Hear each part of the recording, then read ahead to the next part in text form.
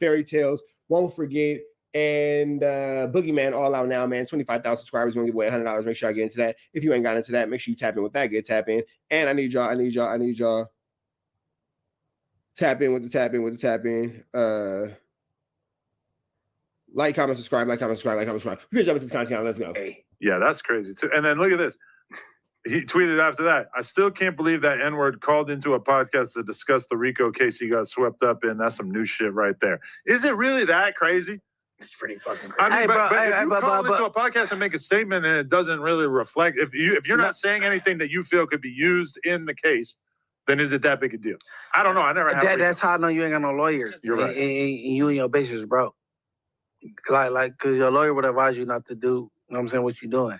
Like, but I feel like, okay, Lil Durk has a lawyer. Lil Durk has put out a whole bunch of albums while he's been under investigation for all kinds of shit. But that's what I'm saying. If you get on an album and say, like, oh, if somebody kills one of mine, then I'm going to kill 10 of yours, which is basically what Durk is saying, you're a lawyer will reasonably tell you, hey, don't say that. Yeah, but there's a clear distinction there. In fact, there's legal precedent that's been set. They can't. But Durk has been calling in on all kinds of. He's been calling people, recording these phone calls, are coming out. I'm just saying, it's not like that unprecedented, right? But to be fair, Durk was quiet at least for a little while. You know what I'm saying? Like, yeah, Luce did not take a break. Luce wasn't locked up for a day and a half, and he was already calling into pods, bro. Hey, Durk got some representation, so he know what to do, not to do. This dude, he have no lawyer. He got a public defender, which is Sharice Mills right now. That's it. You gonna let her fight the case for him? I guess. But she needs to fight this dick on Bloods. Like, Sharice, no, for real. So you're sticking with Brick Baby because you get along with Brick Baby. So you're like, fuck it. If Brick don't really get along with Luce, then I'm sticking with Brick. Brick Baby's on Bush. I said too though. Okay. Bro, it ain't never been said. I never ever thought Brick Baby was a snitch ever. Okay. And your boy was saying that. We're back and saying, like, cracking the same. Make sure like, I'm subscribing. More of this good content we got going on here at TNN Trap News Network. You can use. Good knowledge, though. You ain't finna get nobody's college, though, big dog. Tap in with that tap in. If you ain't tapped in with that tap in, to make sure you're in fact tapped in with that good tap in. We tapping in here at everything at TNN Trap News Network. This that news you can use. Technology, though. You ain't finna get nobody's college, though, big dog. Like, comment, subscribe for everything you got going on here at TNN Trap News Network. It's that news you can use. It's that knowledge you ain't finna get nobody's college, big dog. Like, comment, subscribe. Hit that notification bell. Hit all. Stay tapped in for the latest and the greatest. Man at the Garden Freestyle. Please don't touch my It Got a Body on It. Fairy Tales. Won't forget Boogeyman all out now. 25,000 subscribers. We give away $100. Make sure y'all get into that. If you ain't got into that, we giving away this good Chiliana. Make sure you tap in with that if you ain't tapped in with that. And I need y'all to make sure y'all hit that like, that comment, that subscribe button for everything else we got going on. You feel me? You feel me? We finna slide over to my man Young and Hefe. Don't care about nothing but what the check say. Big shout out to Young and Hefe though. Don't care about nothing but the check though. You feel me? It's Wack 100. So show some love to Young and Hefe. Everything he got going on, man. We got a lot of love for bro. Let me see something real quick. Rod, that's with your boy Young and Hefe, and I'm big shout out to Young and Hefe. Big shout out to Young and Hefe. Big shout out to Young and Hefe. Don't care about nothing but what the check say. You feel me? We finna jump into this content. Young and Hefe is giving us some more breakdowns of this Big U indicted. He's saying that Rat Run Hunter may be next. Let's here to deliver you another one like the other one. It's P game, good old people.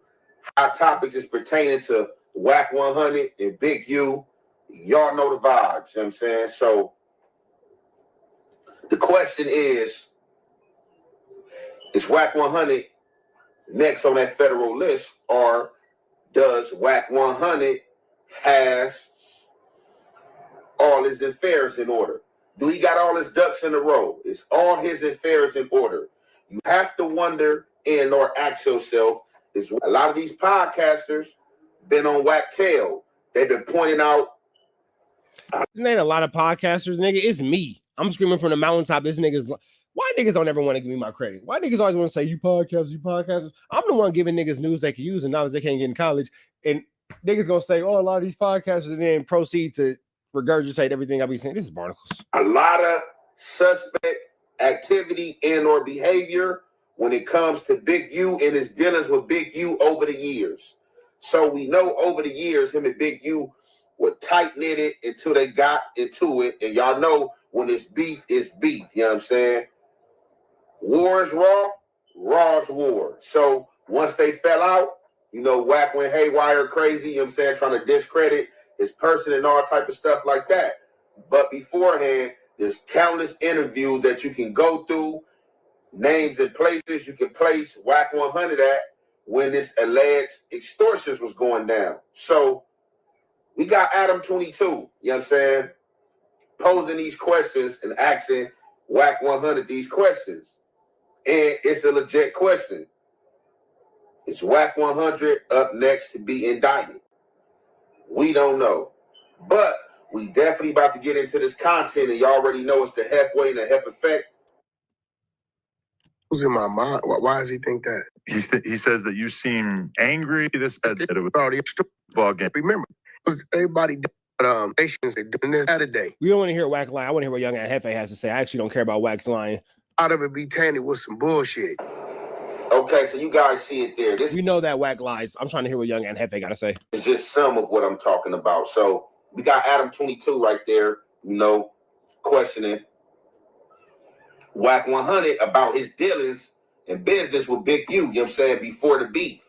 So, however, I guess this video surfaced of Rich Homie Quan, you know what I'm saying, speaking on the situation where he came to LA and brought the stress. Wack check in with Big U allegedly. I don't know. I wasn't there. It's out this man's mouth. This man is now deceased. Big U is now behind bars. Wack 100 is right here being interviewed. So Adam 22 points some things out, you know, some employees, you know what I'm saying that Wack 100 might be under stress, you know what I'm saying, he might, you know what I'm saying, be living on the edge, you know what I'm saying, he might just, you know, go ahead and blow up, you know what I'm saying, it looked like he's under strain and stress and he might blow up, you know what I'm saying, because of the mental stress of this Big U case and him wondering if the feds are going to come get him next. So, however, they try to tie him into this Rich Homie Quan thing where Rich Homie Quan came down here and I guess he had to allegedly check in. Now, my thing is, this is a cold game if Big U had Crips and Bloods checking in, because these people in or the communities they claiming have to be weak, because you don't allow your homie to check in with nobody but the people out your community. With that, Let niggas check in that ain't from your hood as barnacles. Wack was basically like, he didn't even know Rich Homie Quan. You know, I guess that was, you know, the beginning of the rise to his fame. But I don't know how you would have got him and Young Thug mixed up. You know, they both look totally different. You know what I'm saying? Different sounds and all that. But they were in a group with each other. He said he really didn't know Rich Homie Quan, but he knew Rich Homie Quan mother, like his mom and uncle or something like that. I don't know. But let's get into the footage of which Rich Homie Quan had to say, and y'all already know it's the halfway and the half effect. We gonna commentate. I ever went to LA, I went out there to shoot a. So this Rich Homie Quan saying that Big U made him check in or, you know, knew his information. Let's give it a again, if y'all want to watch all this, just go watch Young and Hefe. I'm trying to hear what Young and Hefe got to say. So bad, that's your driver. Oh yeah, that shit different. So at the same time, I say that to say that checking in should be real. Okay, so there you guys have it right there. Out of Rich Homie Quan's mouth. So him and Wack give two separate accounts, but you know, we know what coincides and what identifies as which. So Wack basically like, it was a check-in, but it wasn't, you know what I'm saying? And more, it was like a donation, you know what I'm saying? Allegedly, Big U had him pull up once they touched LA, pull up to the Crenshaw district, Crenshaw High, where the kids was at, may have made a donation to the football team and or whatever you may have it, or whatever you want to think for yourself. You know, I'll leave that to you guys' imagination. Now, for Rich Homie Quan,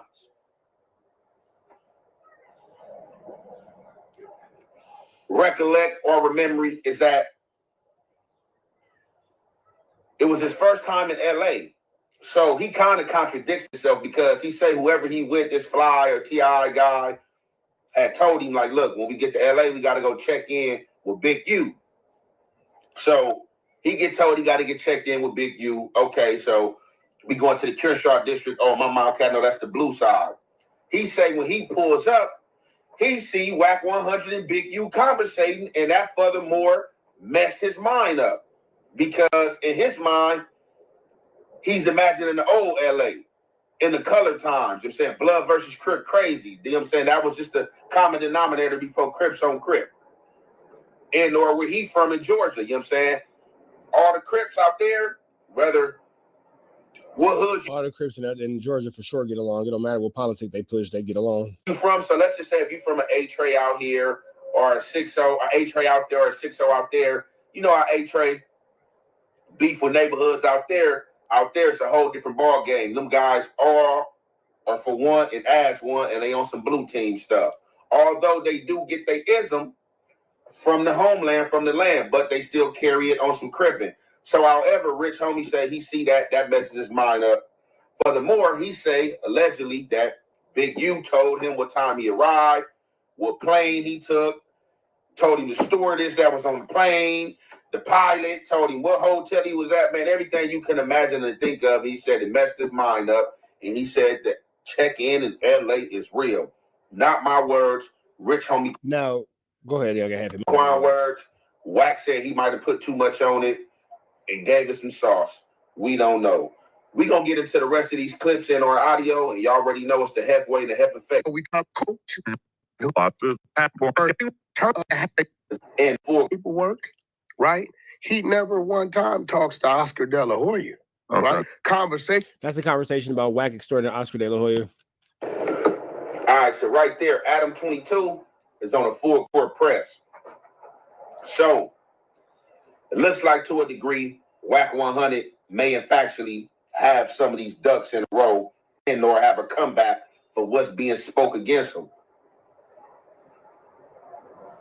As far as the Rich Homie Quan situation, with Rich Homie Quan putting the extra sauce on there with the check-up situation that alleged happened with Big U, Wack 100 like, look, man, all that's cap. With him talking about, look, I know you staying here, you landed at this time, this and that happened, blah, blah, blah. By the way, let's just say that did happen. Big U got all the information from his guy. The guy named who he mentioned in the segment that he was flying with and told him that they got to go to Crenshaw and tap in with Big U. That's who gave all the info. That's where the info came from, if it came from anything. It ain't like that Big U had an audit team or had people around the clock, you know what I'm saying, checking in and watching and, okay, his real name this, is he found on the fight and stuff like that. That's cap. Allegedly. So Adam going his full court press like, well, okay, what about this Oscar De La Hoya situation? What about this Kim Kardashian situation? What about this Nipsey situation? Wack try to hold on, stop him. He keep on pressing until he get everything out that he needs to get out, which results in Wack 100 calling him stupid and or dumb, to which he responds, oh, see, that's what I'm saying right there. That will make you look guilty because you calling me out my name.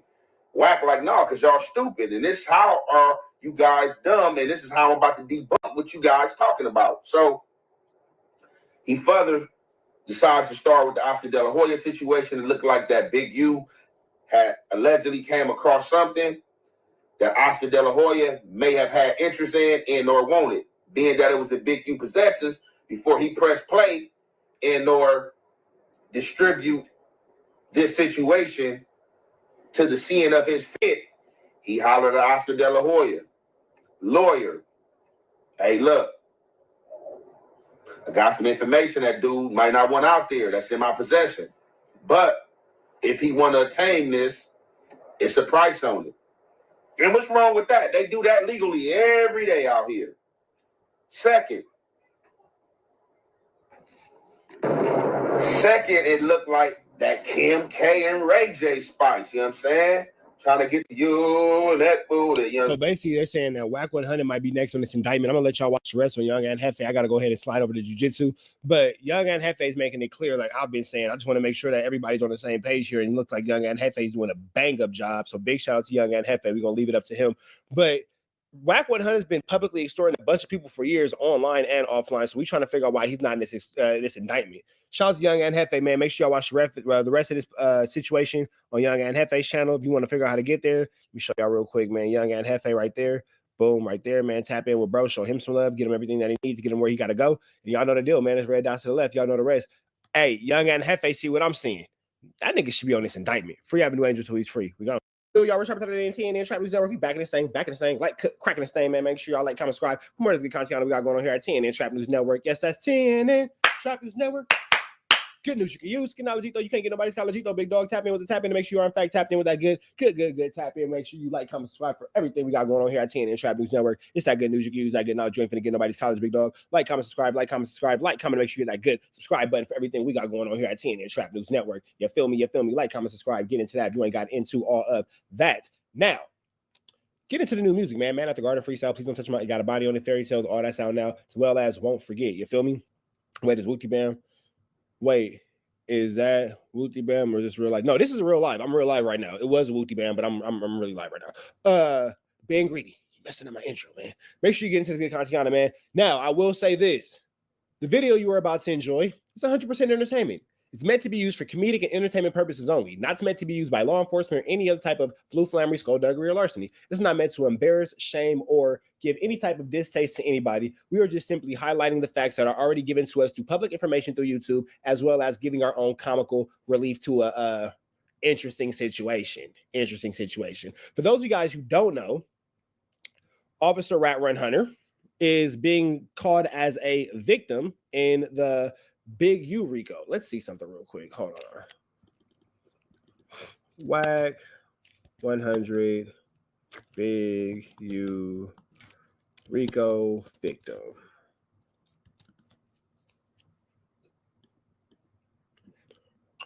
Let's see. Let's take this off real quick. Boop, boop, bow, boom, bam.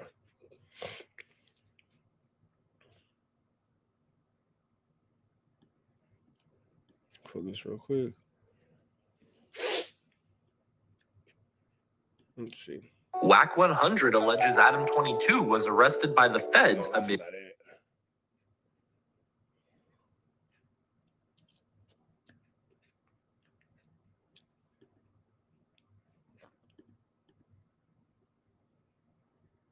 Can we get this without signing in?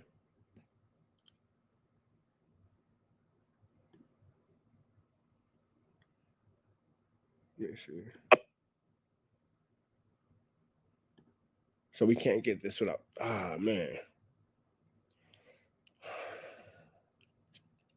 Let me see. Well, we'll spend about 2 more minutes on this. But for those of you guys who don't know, Wack 100 named as victim in the Big U Rico. Let me see.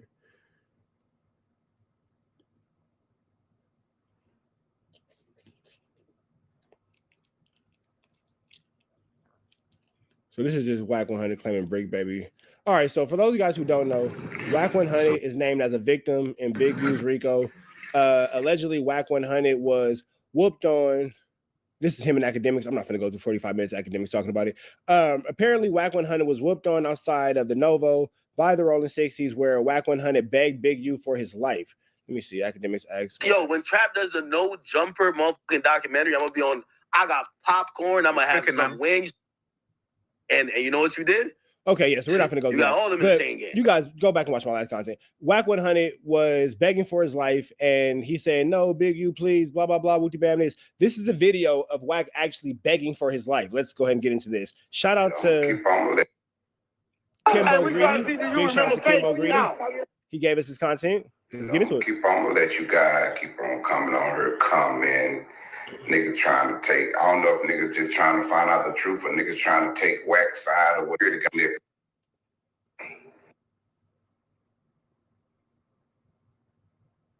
So that's Wack right there. And you can see Wack clearly hiding behind a security guard. Okay, look at Wack hiding behind a security guard. Wack 100, hide and seek world champion, hiding behind a security guard as he's begging them. And it all makes sense. This is where he was begging them to open the gate. Y'all was in something with 800 horses. 800 horses. Yeah, that's the Hellcat right there with 800 horses. Story makes sense. Let's see if he has Blammer in his hand like he says he does.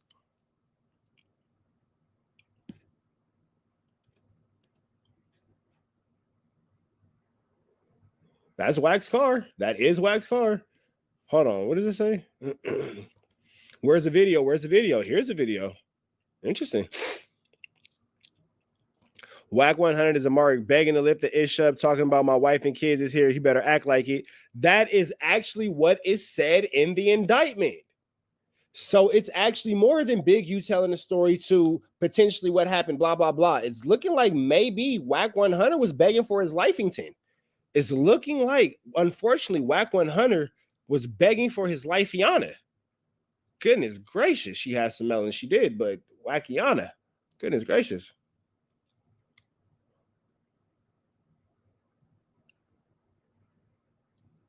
Wow. Wow. Wow. Crazy work. That is wild. But Wack will be like, well, here's the thing. Wack will be like, oh, but you don't see me. You don't hear no sound on it, though. But you don't blah, blah. You said the video didn't even exist. Well, here it is in existence. It's barnacles. It's crazy how this works. It's just crazy how this works. Goodness gracious.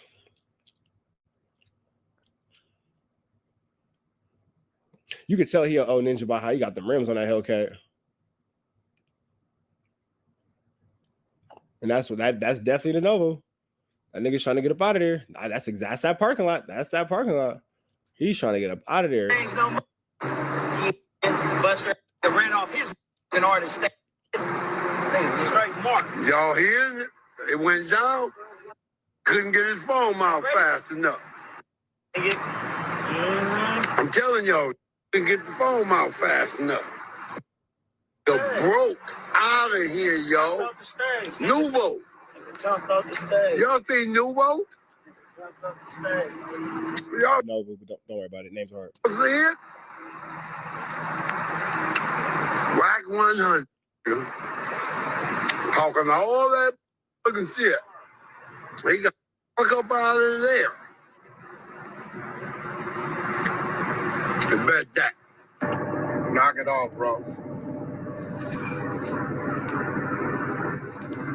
You can see his face is puffy right here. I'm a fighter. You can tell he got hair right there. Look at it again. I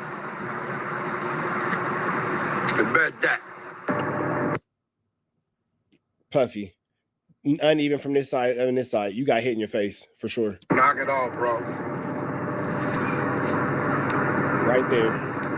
It's not your cheekbone. Normal. That's not the normal consistency of your cheekbone, bro. That one's way lower than this. You got hit, bro. You got hit.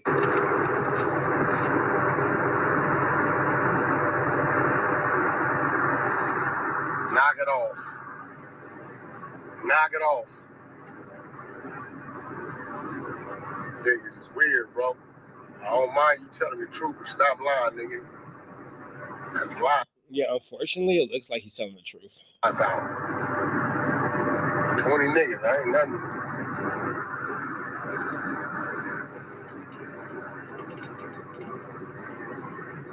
Knock it off. Stop lying, nigga. Fuck out of here. His spirit seems so down. Oh, his spirit seems so down. We wish him well. Standoff is not an altercation, my nigga. Niggas burnt out. Niggas know what time it is. I ain't gonna keep speaking. No, niggas know what it is. Knock them lies out to my nigga. You know what I'm saying? We took the video and showed the whole surroundings and showed what it was, my nigga. I'm gonna leave it like that. Knock it off. It's 1:20 in the morning, nigga. Yeah, ain't nothing wrong with me. Niggas talk about you stomp me out, some pay out shit, rush me and all this sort of shit, my nigga.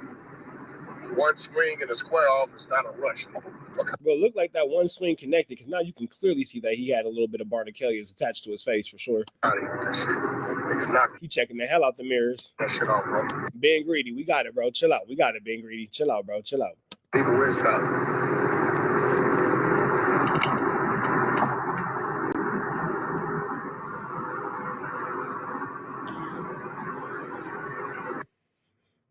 All right, man. So I actually want to show y'all one more thing. Shout out to management. Because Munchie B actually makes some reference to this.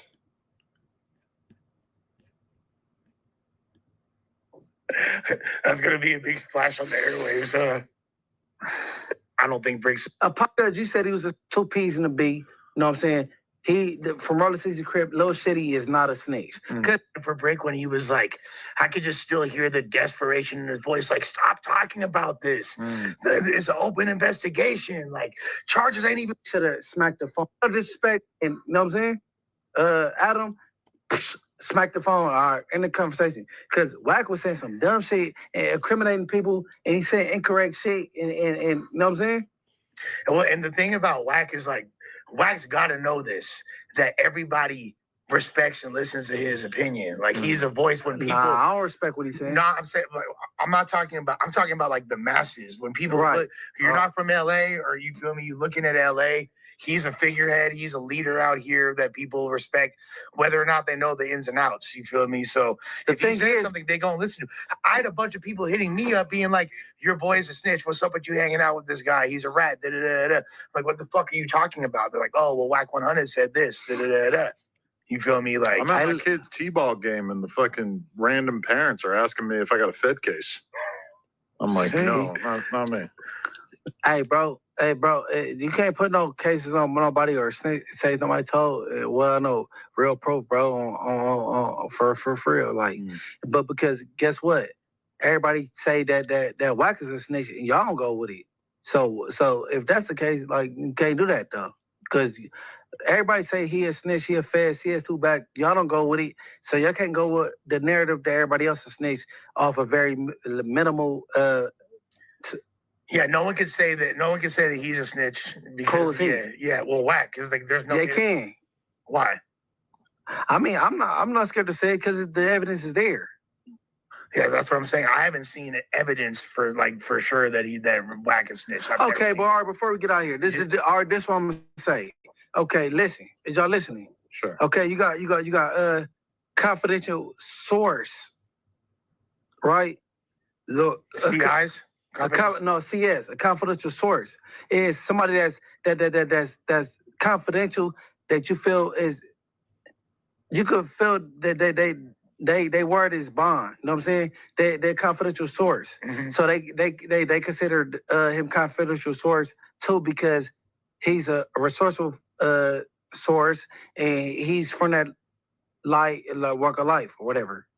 Yeah, but where's the actual evidence? Okay, hold on. Then you got confidential witness, a CW. So a confidential witness is somebody that witnessing. They might not be connected to the person, but you know what I'm saying, they're a witness to what they got going on in their confidential witness. Then you got victim. Now, this the most important thing to me is a victim. A victim is somebody that the police made contact with, right? The only victims you got is confidential witness. One is the what's the nigga name at the Dale snitching, right? Like, okay. He Dale, what's his name? Morrison. One. Okay, the definition of a fucking victim, you got to come in contact with a victim for him to be a victim. Now, I've been a victim a couple of times because I've been shot. Okay, whether I talk or some snitch shit or not. I came in contact with the victim because I've been shot. Now, boom. Now you got confidential witness 2, which is Wack 100, right? Well, we don't know that for sure, do we? No, it said it in the paperwork. It's in the indictment. Confidential witness 2. No. Hey, Eugene, no. Hey, you, no, stop, no. They got him listed. That's him, confidential witness 2. But that's just Big U's storytelling. No, it's in the paperwork. It's on the video we just watched. We up out here to the next one. Y'all know the deal. Red dots to the left. Y'all know the rest. Free Avenue Angel tweets free. Trap News Network. Back to the same, like could crack the same. You see how I'd rather spend my time. Back to the same, like could crack the same, man. Make sure y'all like, comment, subscribe. More of this good content we got going on here at TNN. Trap News Network. Good news you can use. Good knowledge, you ain't finna get nobody's college. Big dog, tap in with that tap in, and make sure you are in fact tapped in with that good tapping, because you ain't tapping in with that tapping. What are you doing? What are you doing? Tap in with the tap in. You feel me? Like, comment, subscribe, like, comment, subscribe, like, comment, subscribe. Get into that good content. Get into that good content. Get into that good content. All this news you can use. All this good knowledge you ain't finna get nobody's college, big dog. Like, comment, subscribe, like, comment, subscribe, like, comment, hit that good subscribe button, man. Notification bell, hit all, stay tapped in for the latest and the greatest what we got going on here at TNN Trap News Network. I need y'all to tap in with that tap in, man. Make sure I tapped in with that good tap in. I need y'all to also make sure I get into Man at the Garden freestyle. Please don't touch my It Got a Body on It, Fairy Tales, and all the other good music we got going on here at TNN Trap News Network. But won't forget is the newest single. So make sure you get into that if you ain't got into that. 25,000 subscribers, we'll get away $100. 15,000 subscribers, we'll get away another. We don't got that page no more. 25,000 subscribers, we'll give away $100. Make sure you get into that if you ain't got into that. If you ain't got into that, make sure you get into that. You feel me? You feel me? We finna slide over here, man. Shaq reacts to Big U. Here's a good one. Shaq reacts to Big U checking in with him, impressing him with Crips in LA after arrest was made. It's probably not the best for Big U right now. Let's see what Shaq has to say. Wow. And then I want to give a big shout out to who we going to today. This is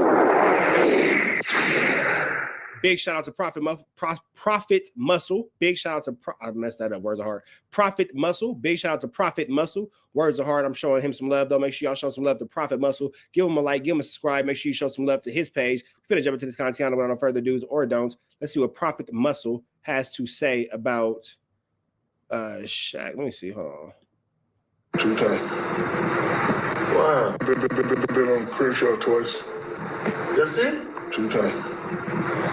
Wow. 2 times. How was that, man?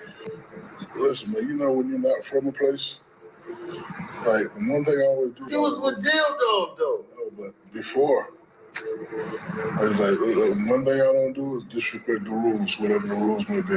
But she was with the rules. I know. He was with the homie, you know what I'm saying? You know what I mean? This is not going to play out well if this plays in court at all. It's going to be ugly.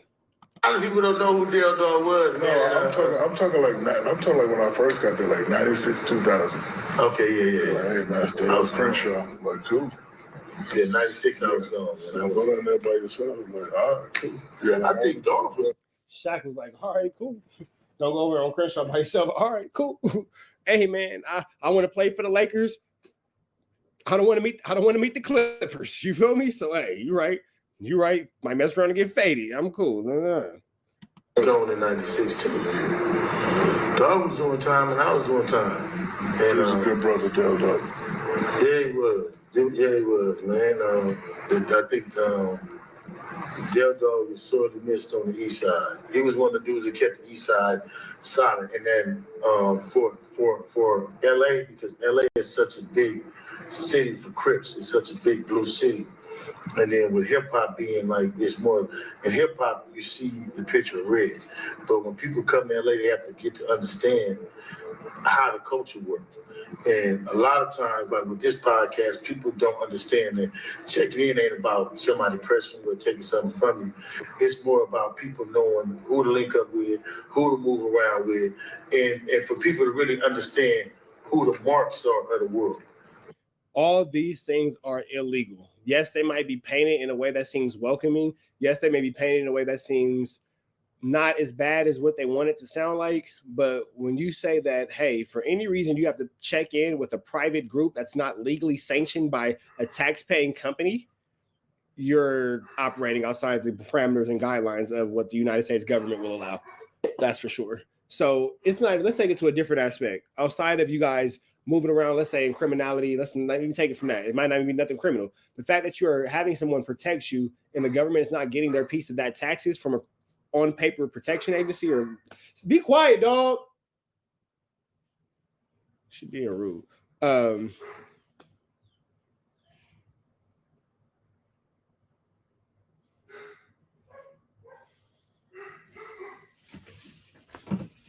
Six, come here. Lay down. Come here. Lay down. I got it. You put oil on her? Come on, lay down. Come here. Come here. Lay down. You're doing too much. You're doing too much. Anyway, so let's just say it's not in the criminal aspect. You are now acquiring private security without the government getting their due diligence of. That's where the problems come in at. You realize with the Rico with Big U, yeah, all the little woo-wops afterwards for the fact is cool, but they want that ninja for that money. That money is where they pissed off at. So you riding around making people check in. You're doing this, you're doing that. The government ain't getting their piece. You're going to have a problem, big dog. You're going to have a problem. You know what I mean? Who the money marks is. Those are the people who get to the city before the talent get there and go have the relationships and know how to move the man around and know how to do things. I think you have to be from that to understand that. Yeah, no, and that's really true. Because the government is going to say, well, what relationship do you have in the streets to where they can't just check in with law enforcement or a private security company? What's going on to where they have to check in with you specifically? And that's where things get tricky. I tell people all the time that in LA, you may be Florida, you may be from Florida, but you don't want to wear a Florida Mariners hat in certain parts of LA. And I didn't know that, but once I found that out, like, right. You know, the P hat, like, you know, you can't be. Okay. It'll work in Beverly Hills, but once you get it, once you cross Louisiana and the bread and all that, like, you know, you gotta, switch that up. So you have to be from that to understand that, and then you also have to. Like I was taught a long time ago, to get respect, you gotta show respect. Yeah, real talk. Like I used to tell the youngsters, I said, man, this LA. For those of y'all wondering, it's my dog. Don't worry about it. Can't come to the club like that all the time. I'm just wise. I don't know why. I don't know why. That's just how it is. Like, be careful. But it's like that everywhere too, man. I think where people tend to.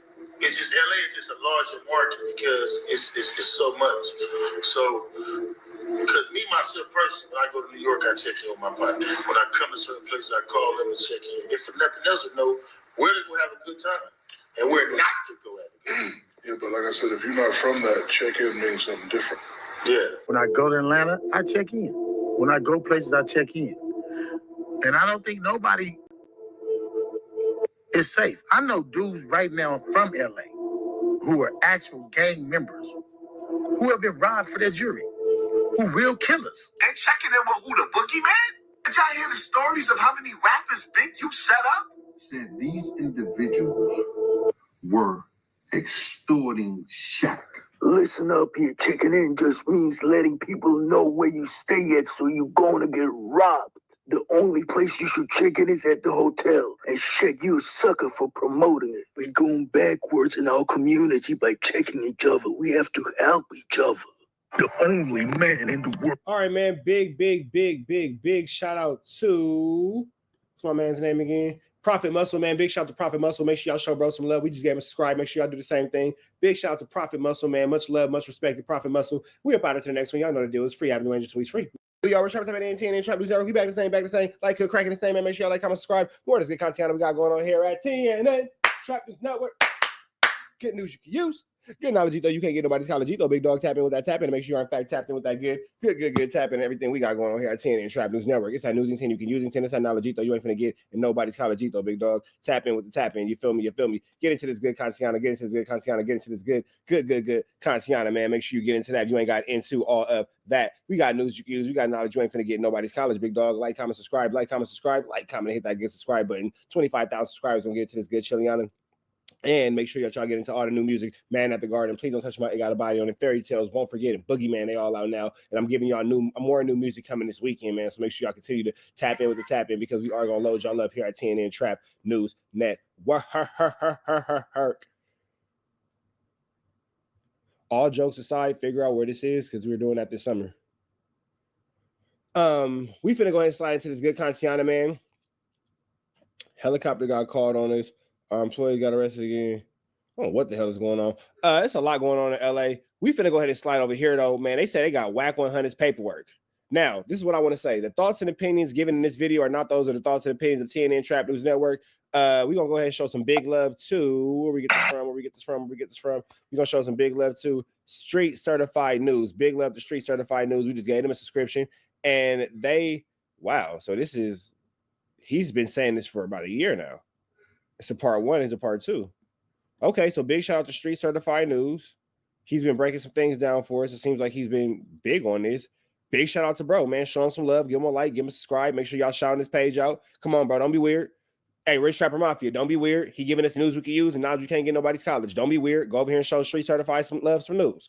I'm gonna show Street Certified News some love. I said go show Street Certified News some love. Y'all get what I mean? Street Certified love some. I said show Street Certified love some news. I meant to say show Street Certified News some love. Don't be weird, bro. Go show bro content some love. Go show him some love. We finna jump into the content now. Let's get into it. Let's go.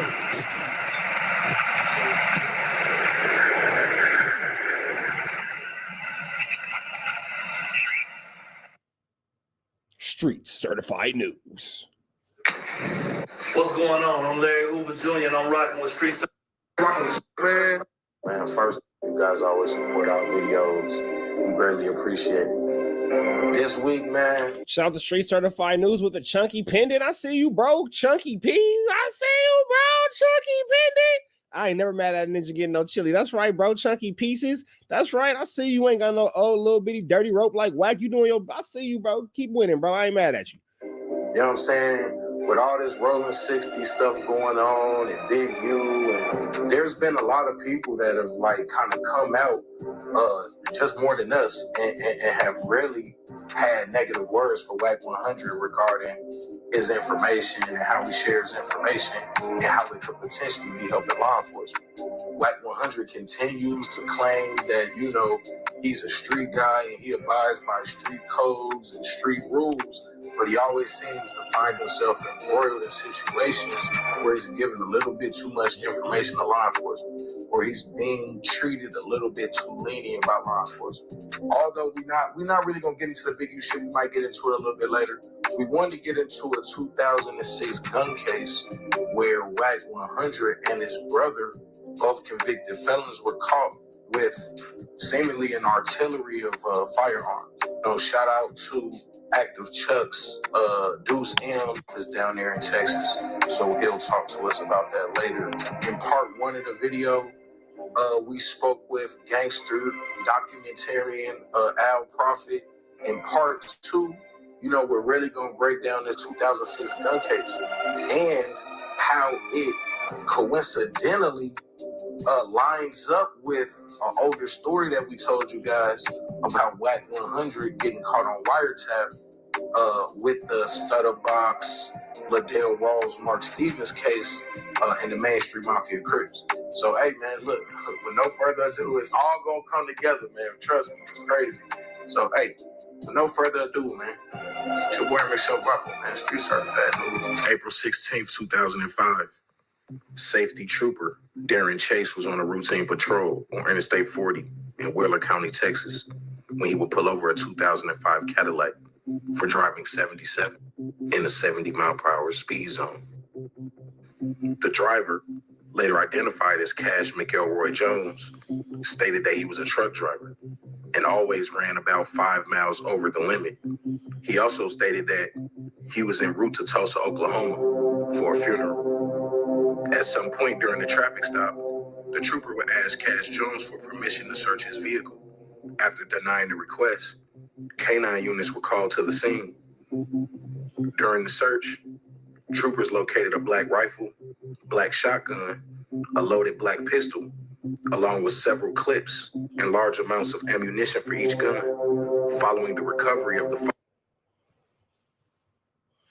No, not Officer Cash Jones riding around with the... It's a chopper. Hold up. Wait a minute. How you got a 22? How is he not in jail? How is he not in jail? Firearms from the vehicle. Both Cash Jones and his passenger, who would later go on to be identified as his brother, would be arrested, with both men being charged with unlawful possession of a firearm by a convicted felon. Soon after this arrest, he would be briefly placed on a Fed hold before posting a $10,000 bond. Once out of jail, Wack 100 would travel back to Los Angeles, where he would continue working with Death Row Records and Suge Knight. Only 2 years later, in January 2008, police would name Knight as one of the members of the mob Pyru Street Gang in a crackdown by authorities in the city of Compton. Despite his music industry connections and now managing Ray J and rapper The Game, Wack 100's name would be left out of the crackdown.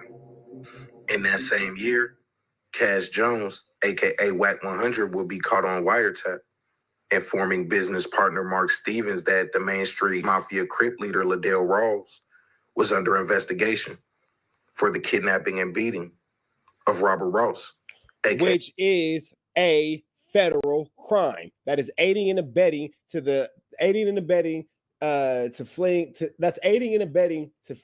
a fleeing fugitive. You have aided and abetted a fleeing fugitive. That is a federal crime. That's also obstruction. Any type of obstruction in a federal crime is also a federal crime.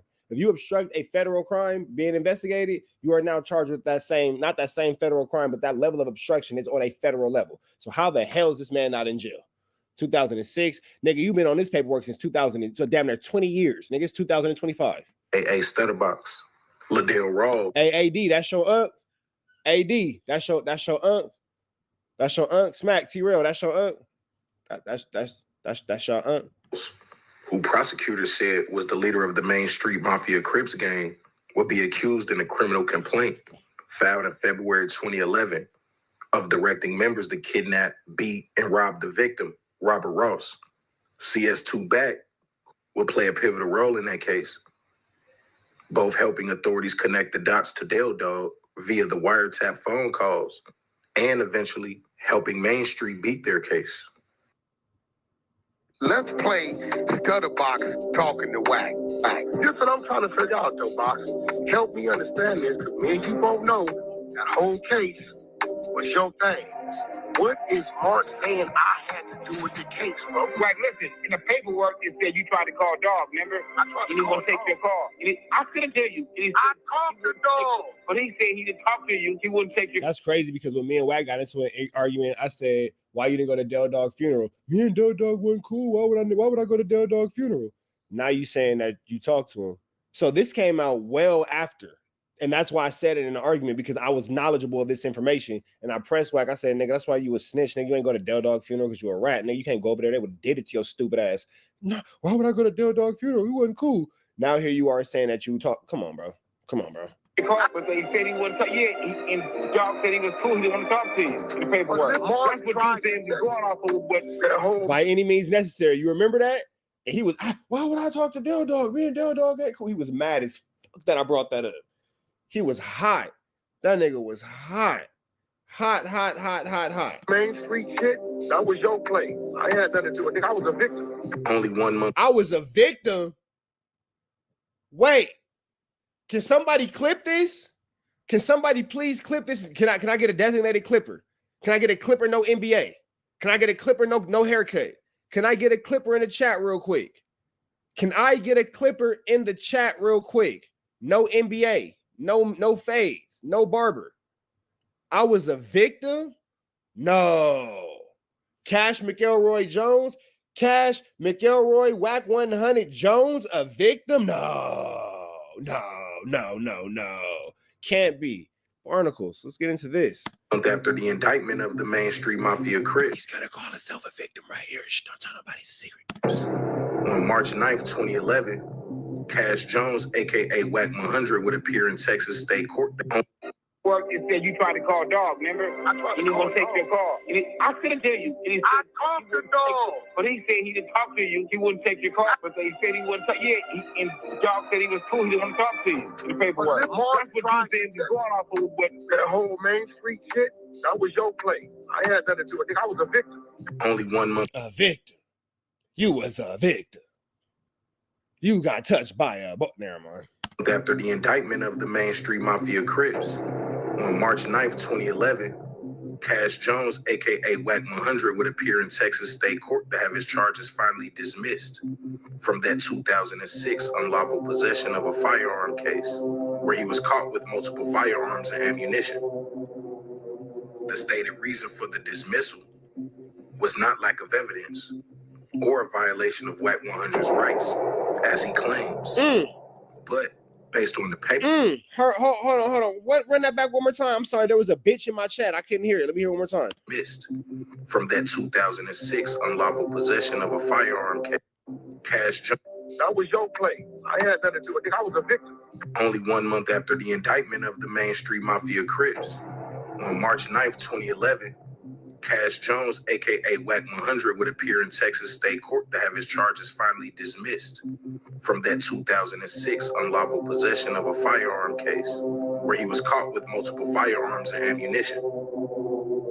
The stated reason for the dismissal was not lack of evidence or a violation of Wack 100's rights, as he claims. But based on the paperwork, Wack 100's gun case was dismissed in the interest of justice. So investigating this story.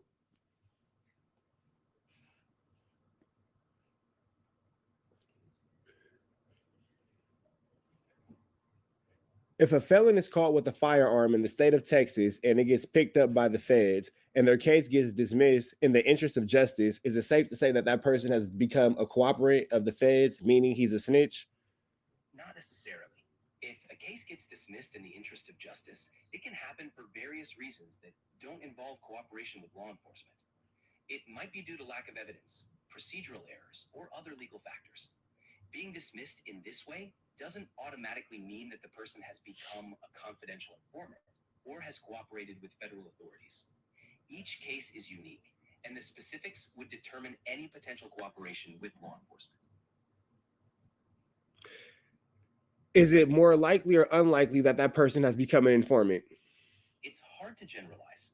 While some cases that get dismissed might involve cooperation with law enforcement, many do not. Decisions to dismiss a case can be based on various factors, such as lack of evidence or other legal reasons.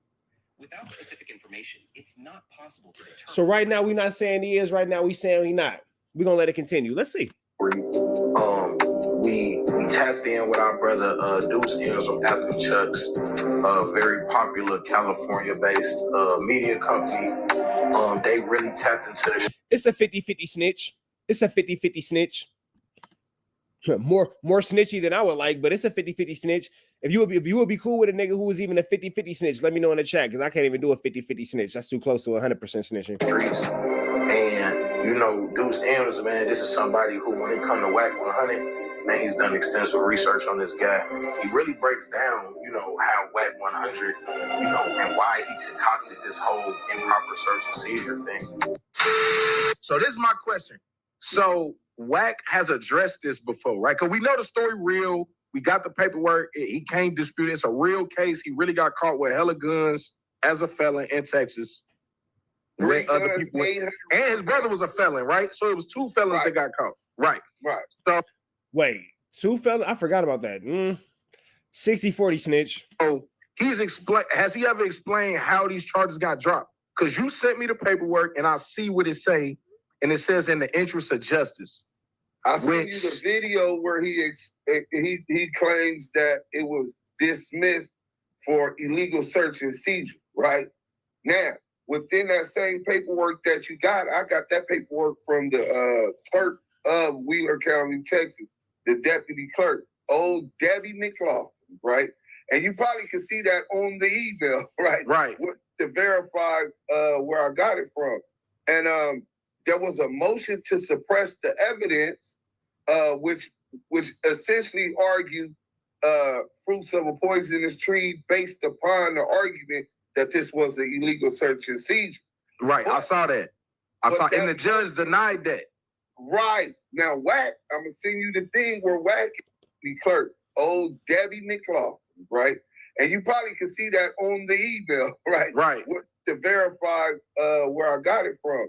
And there was a motion to suppress the evidence, which essentially argued fruits of a poisonous tree based upon the argument that this was an illegal search and seizure. Right. So Wack is trying to tell us that it was an illegal search and seizure, but apparently it was not an illegal search and seizure, and now you want the evidence buried. Interesting. Saw that. And the judge denied that. Right. Now, Wack, I'm going to send you the thing where Wack is saying that's how his case got dismissed. I get pulled over and the search happened in Texas, right? So immediately, that's why they had the Fed hold. They like, well, yeah, you know, he crossed the state lines, but you can't prove. It's looking 95. It's looking 95.5 right now. You can't prove none of that. How you know I didn't pick it up in Texas? If she found something. Wheeler County. There you go. Cass Jones, Wheeler County. Them motherfuckers. Hey, bro, shout out to Texas for having audio and video on the front of their squad cars. Because if I'd have been in Cali Beach, I'd have been fucked. So you over here lying, saying that it was an illegal search and seizure, when all you had to do is say, here go the thing too, and this will make me get tricky about these dudes. You know what I'm saying? know what I'm saying? Here's the thing about these dudes. The truth is adequate. Why did you lie? Hey man, I had a situation that got dismissed in the interest of justice. Y'all just heard ChatGPT say that it don't make you a snitch. Y'all just heard ChatGPT just said, like, hey, bro, that don't make you a snitch. That just means that you might have had something going on and blah, blah, blah. You might have to figure out a situation. I just don't understand why you couldn't stick with the truth. Why go with a lie?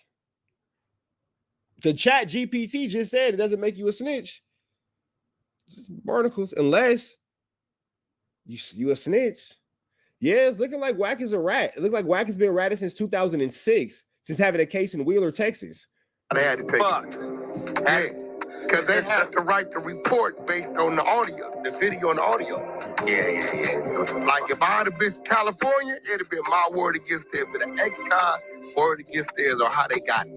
Them niggas could have said they saw stuff on the back seat. They could have said all kind of shit. But because they had audio and video, that's what saved it. Right. So basically, Wack is lying about why this case got dismissed, and we know that because we contacted the clerk in Texas. They sent the paperwork, and it clearly states that his motion to suppress was denied because the judge found that none of his rights got violated.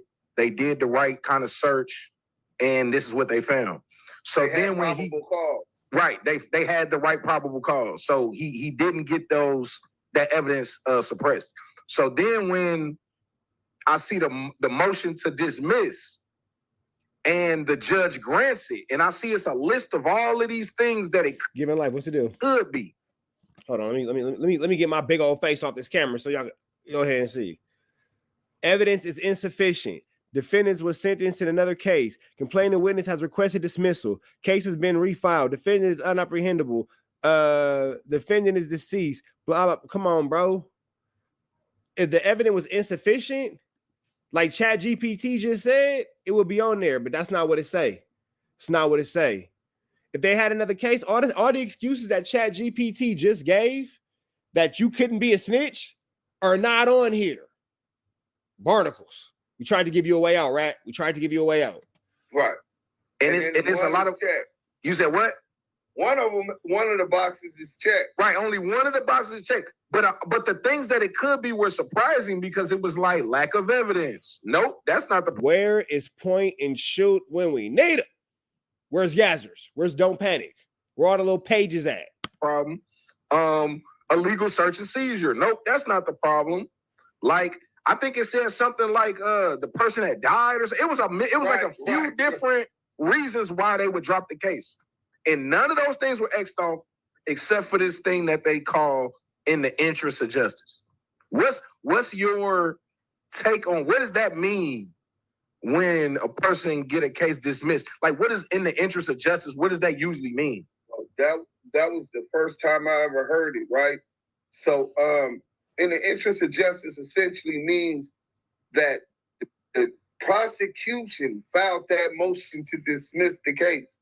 So Wack 100's attorneys and Wack 100 had to convince the prosecution that it would be in the interest of justice that two ex-felons crossing federal state lines, making it traveling interstate commerce, making it a federal case, that sending out that message is that is cool. It's in the interest of justice that we don't prosecute this dude, which is a far-fetched reach, right? Especially in Texas. It's people that got 5 years for just weed in Texas. Don't mess with Texas. You know what I'm saying? So this is my other question. So like you said, he's trafficking guns across state lines. Him and his brother are already convicted felons. Somehow, some way, they get their charges dropped. Why did this thing never go federal? Right? The feds have put a fed hold on him off of the top. He admitted to the police in a statement to the trooper, Darren Chase, that they had came from California and he was going to. So that's cross country with the GUNs. So you admitted to coming from across state lines with powers, barnacles. Pick up his mother for because she can't travel, but the dude once Wack 100 says that he got a bail. His brother didn't get bail. They let him out first. He only had $180, but he had a black card. He says that a white man picked him up, him and his brother, but the bail bond was closed until a couple days later. How did you? And then he said the airport was 50 miles away. He was transferred to Beaumont, the federal facility or some kind of holding facility in Beaumont. He was in jail for not just a night or overnight to the next day. He says 6-7 days later, he was still in jail on a hold, and that the feds came all the way to where he was at to tell him, hey, look, we don't want to pick up the case. Like, why would the feds come talk to you in person? Right, they just wouldn't pick it up. Or they would fax over information to the jail or to the district attorney in that city. Now, y'all can pick it up. We can't do it. Why did they have to come speak to you face to face and then you get a bail? You know what I'm saying? And then they don't pick it up. So this was the interesting thing I'm gonna put in there, and it's gonna come with the story. Like I said, we working on the story. Within 1 month, so in my research, and this is a little spoiler, man. So you know what I'm saying? Within the research, that Main Street Mafia case, where Wack 100, we know by now, was caught on the wiretap. The indictment for that case was February 2011. That's when those guys got indicted. Now, they end up, the case getting dropped in June, but they got indicted in February 2011. Wack 100 got... What was going on before that? Huh? But the case, see... Yeah, the case started in 08. So, yeah, I know the case started in 08, and they was investigating it that whole time. Wack was caught on wiretap in 08, but they actually didn't file the charges to 2011. Because everybody went to jail. Coincidentally, a month later, Wack 100 gets his Texas gun case dropped. Almost. Hear that one more time. 1 month. So in my research, and this is a little spoiler, man. So you know what I'm saying? Within the research, that Main Street Mafia case, where Wack 100, we know by now, was caught on the wiretap. The indictment for that case was February 2011. That's when those guys got indicted. Now, they end up, the case getting dropped in June, but they got indicted in February 2011. Wack 100 got... What was going on before that? Huh? But the case, see... Yeah, the case started in 08. So, yeah, I know the case started in 08, and they was investigating it that whole time. So it's looking like Wack's been messing around for a long time with these people, boy. Sound like Wack been messing around for a long time with these peoply weeply, bro. And it's like, man, you was gonna just bring everybody down with you? Like, Wack was caught on wiretap in 08, but they actually didn't file the charges to 2011. Because everybody went to jail. Coincidentally, a month later, Wack 100 gets his Texas gun case dropped almost a month to the day in March of 2011. So my question is, again, he has these things going on since 2000 and however long, blah, blah, blah. We know about him admitting to chasing Future through the airport. It's like, how is this situation not going on? You feel me? Like, you chase Future through the airport. You got all these cases. You saying that, you know, you extorted Oscar De La Hoya. You feel me? You on Power Rule. You didn't put money on ninjas' heads and all that kind of stuff and all that blah, blah, blah. It just doesn't make sense. You feel me? It just doesn't make sense. It doesn't make sense. It's not a lawyer good enough in the world unless you're snitching. Get out of my chat. Your calculation. You can check the dates. I was going to say. You can check the dates. They indicted Bell Dog and Main Street Mafia Crips in February 2011 after a 3-year investigation or 4-year investigation. And a month later, Wack 100 got his gun case dropped in Texas. It's your boy, Man, big shout out to Street Certified, man. I just had to give y'all that real quick. Barnacles. Barnacles, y'all know the deal, man. Red dots to the left, Free Avenue Angel. Red dots to the left, y'all know the rest, man. Free Avenue Angel, so he's free. We gone. Do y'all sharp up anything? And Trap News Network, back the same, like a cracking the same, man. But today, we're finna do something a little bit different, man. We're finna jump into the conspiracy files, man. So everything you are about to hear is 100% not the thoughts and the opinions or the ideals of TNN Trap News Network, which Trapper tapping in. Yeah, boy. You feel me, man? This is all just flu, flammery, skullduggery, and larceny. This is somebody's thoughts, somebody's opinions. This is all what somebody thinks. Everybody's allowed to think. Everybody's allowed to feel. You can believe, you cannot believe. You can feel it, you cannot feel it. I'm just here to deal in the willy. You feel me? All I'm saying is this. As Gangland Neem would say, I don't know y'all. Gangland Neem voice.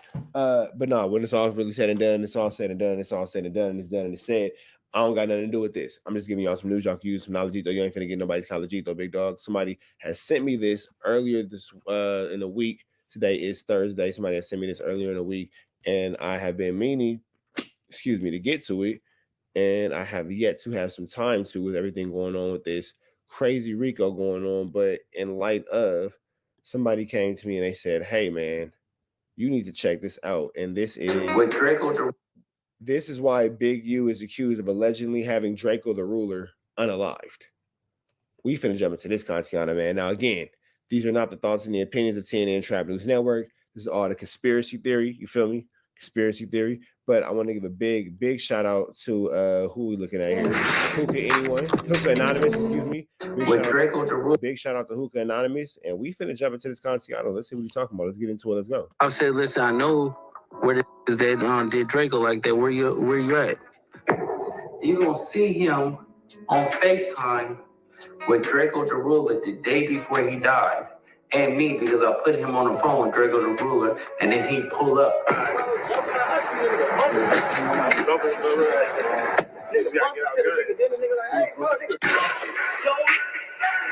Loose Cannon's good at having one picture with somebody. You too, fine.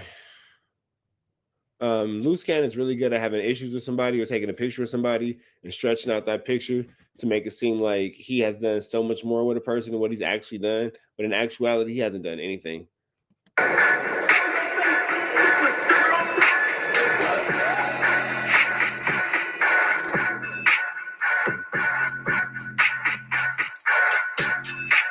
My bad. I'm watching A Double Double. Y'all watch that. I'm watching her.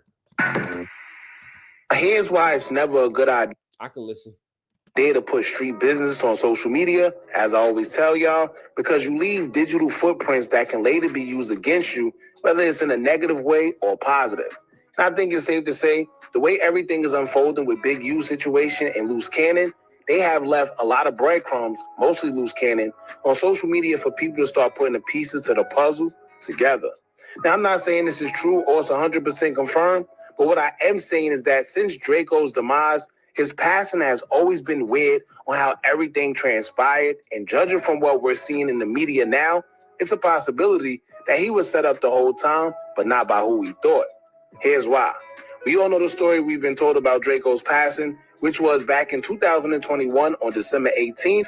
He was set to perform at the event Once Upon a Time in LA, where he was stabbed in the neck during the altercation that broke out backstage between him and his entourage and allegedly YG's entourage. His mother stated that during an interview after his passing, he was attacked by 40 to 60 masked men that seemed to have arrived when YG did.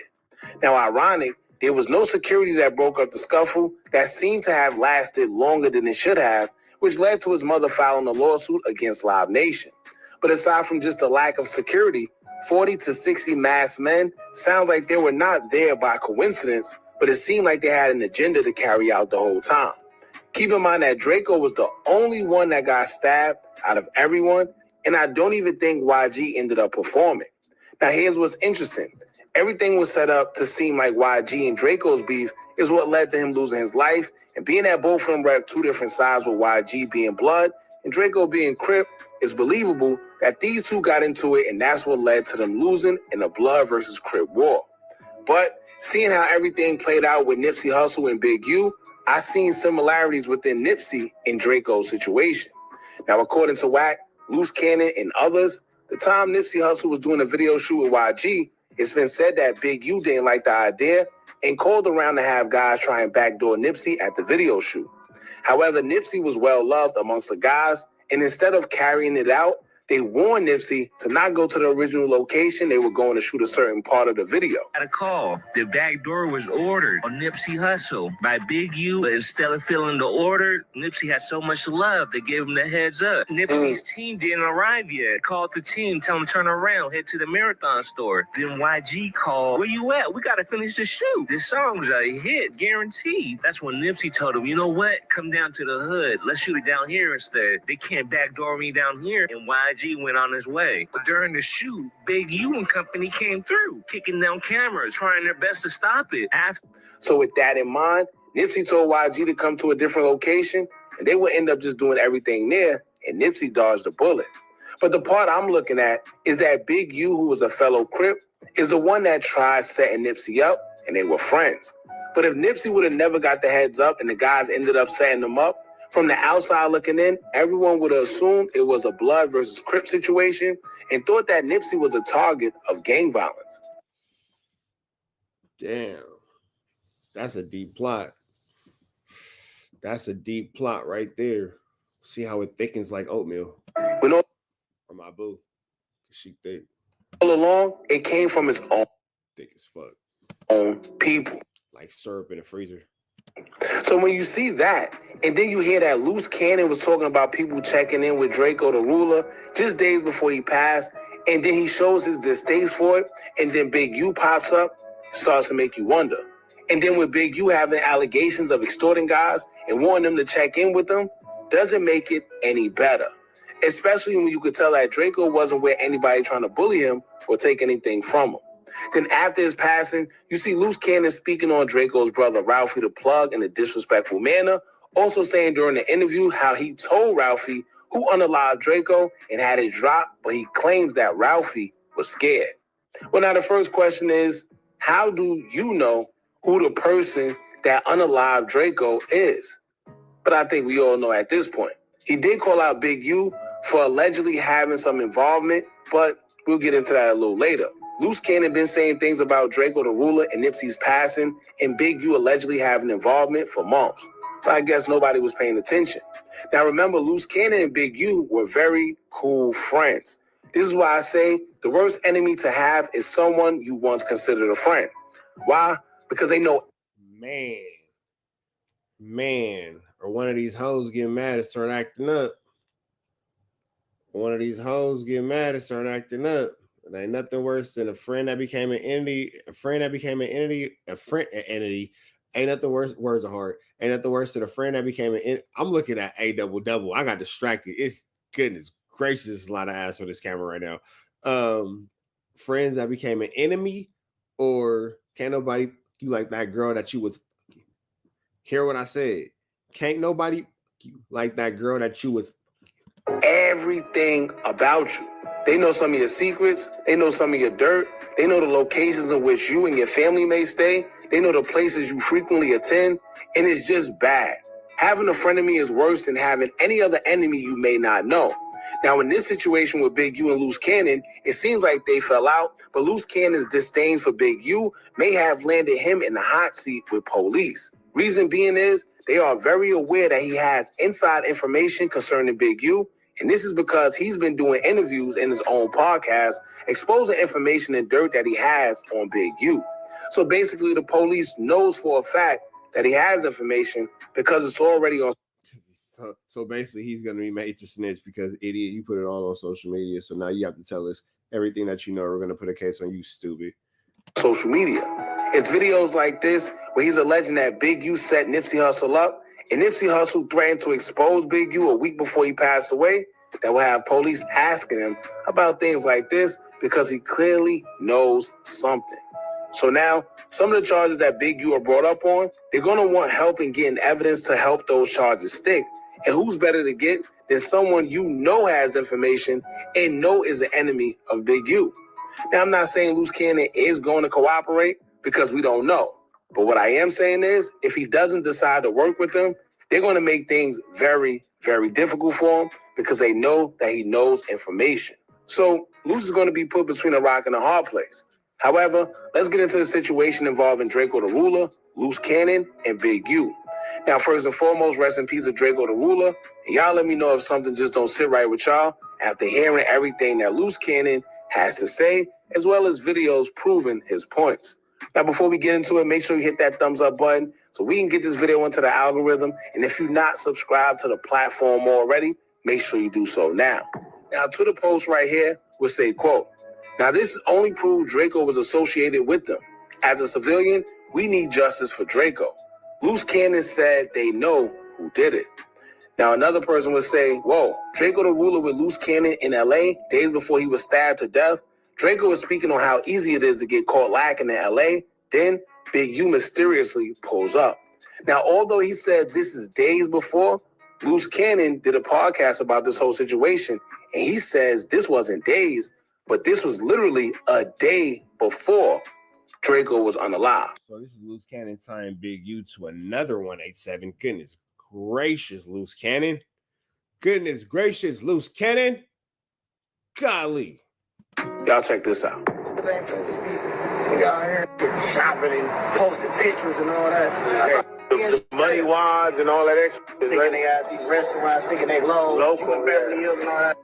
10 minutes from the hood. Right. You out your mouth, you think you safe over here. Giving locations, some more shit. I go out of town. I don't post no hotels, none of that. I know better. And the first thing I do, as soon as I get you, I hate I need some blowers, not security. I need guns. I'm not stupid. I ain't never finna go nowhere and think this sweet niggas I'm out of town. They praying on you like that. Man, come on, man. They praying for your comfort, you know? As soon as you think you smooth, oh, yeah, walking on the beach, the same way, that's like walking on, yeah, Hollywood, looking at the stars. Now, for a lot of people that don't know, when you go to California, you may think that you're okay because you're in Beverly Hills or you on Melrose, but a lot of people... Honestly, you're not. And I say this being from LA. We all got our boundaries. We all got our limitations. When I'm at the crib, nigga, I'm eyes and ears. Eyes and ears. Antennas up. Nigga, you ain't low-key because you on Melrose. You ain't low-key because you on Fairfax. You ain't low-key because you on Wilshire, Beverly Hills, Bel Air, Hollywood. Nigga, Hollywood 15 minutes from Crenshaw and Slauson. Stop playing. Get your dumb ass robbed.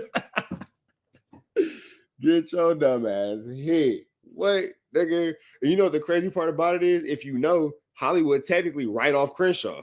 If you know, you feel me? Y'all might call it something else. What is switching? Like Crenshaw turn like to Highland or something? Yeah, what it turn into? Something like, what is that? Because it go Wilshire and then it split and turn to something else. Either way it go, nigga. You feel me? Take Crenshaw right up to Hollywood. You sure don't turn to Highland? Because it go like that and you can only go right and left. It don't matter. Geographics is hard. Either way it go, you get your dumb ass robbed. Get your dumb ass robbed. You feel me? The 30 sit right outside it. Oh, look at her. She right on time. Let me see. Vine. Got it. So either way go, Crenshaw sit right outside Crenshaw. Hollywood sit right outside the 30s.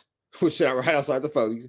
Which sit right outside the 50s, the 60s, the 70s, 89, all the way through that mother chucky. You get stupid ass hit. You're not low. You're not low. Where's a safe place to eat in LA? Shit, the taco truck.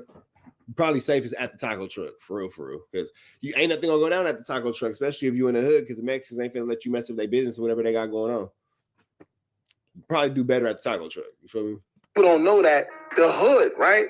All that stuff, the Comptons, literally blocks away. Literally 3 to 5 minutes away, you have the hood. So you may have a nice part right here, but then you walk just 2 to 3, maybe 4 blocks away, and the hood is literally right there. And what happens is they know guys come out there lacking, thinking everything is sweet, so they surveil the area.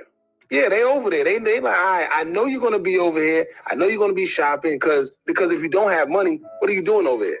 So you're definitely gonna be shopping. You're gonna have money. You might have a Rolex or something, and you become an easy target. Whether you're a civilian with money or maybe a rapper with money. I know better than that. I was in Miami. I ain't nothing. Here's Loose Cannon. And they got Haitian there. They don't got no. Right back home. Way out. So you just standing there awkwardly. That's a very awkward turtle. That right there is a very awkward turtle. Wait, check in for 45 days, come right back. It'd be a whole new person. Hey, speaking on that, I've been telling Unc, like, because he got to go back to his old ways, because that out of tennis is winning. Now you heard. Oh my God, this guy's an idiot. He just said that on camera. Boy. What he said? He said, I be telling Unc Slowpoke. He got to go back to his old ways because the out-of-towners be winning. Now, when he says Unc, he's referring to Big U. And when he says his old ways, he's talking about having the outsiders check in. He said the out-of-towners are winning, and he got to go back to his old ways. Meaning that, yo, they come in here, they doing what they doing, and they winning out here. You got to start having them check in again. And then Big U pulls up. Tricky, super tricky, super tricky. Holy.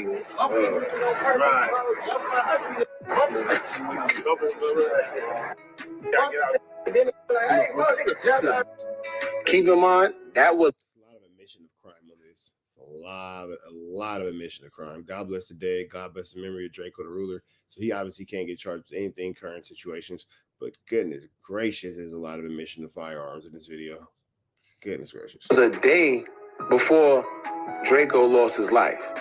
Now let's get into the actual video of Loose Cannon alleging that Big U may have some involvement in Draco's demise. Y'all check this out. So, we about to expose Big Useless, Big Uterus, and we're going to expose Ralphie the Plug at the same time. For y'all that don't know who that is, Ralphie the Plug is Draco the Ruler's brother, blood brother. So, remember Big U keep telling everybody he never had an iPhone, right? You're going to see him on FaceTime with Draco the Ruler the day before he died. And me, because I put him on the phone with Draco the Ruler, and then he pull up. Do you get what I'm saying? You're going to see all of this.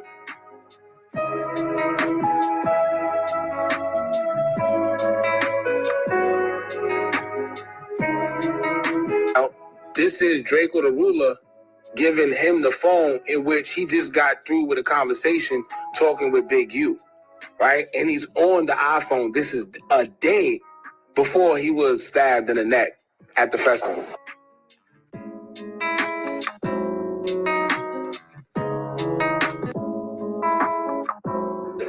And then you're going to see raw footage of how it played out. And Draco is telling me he didn't trust Ralphie.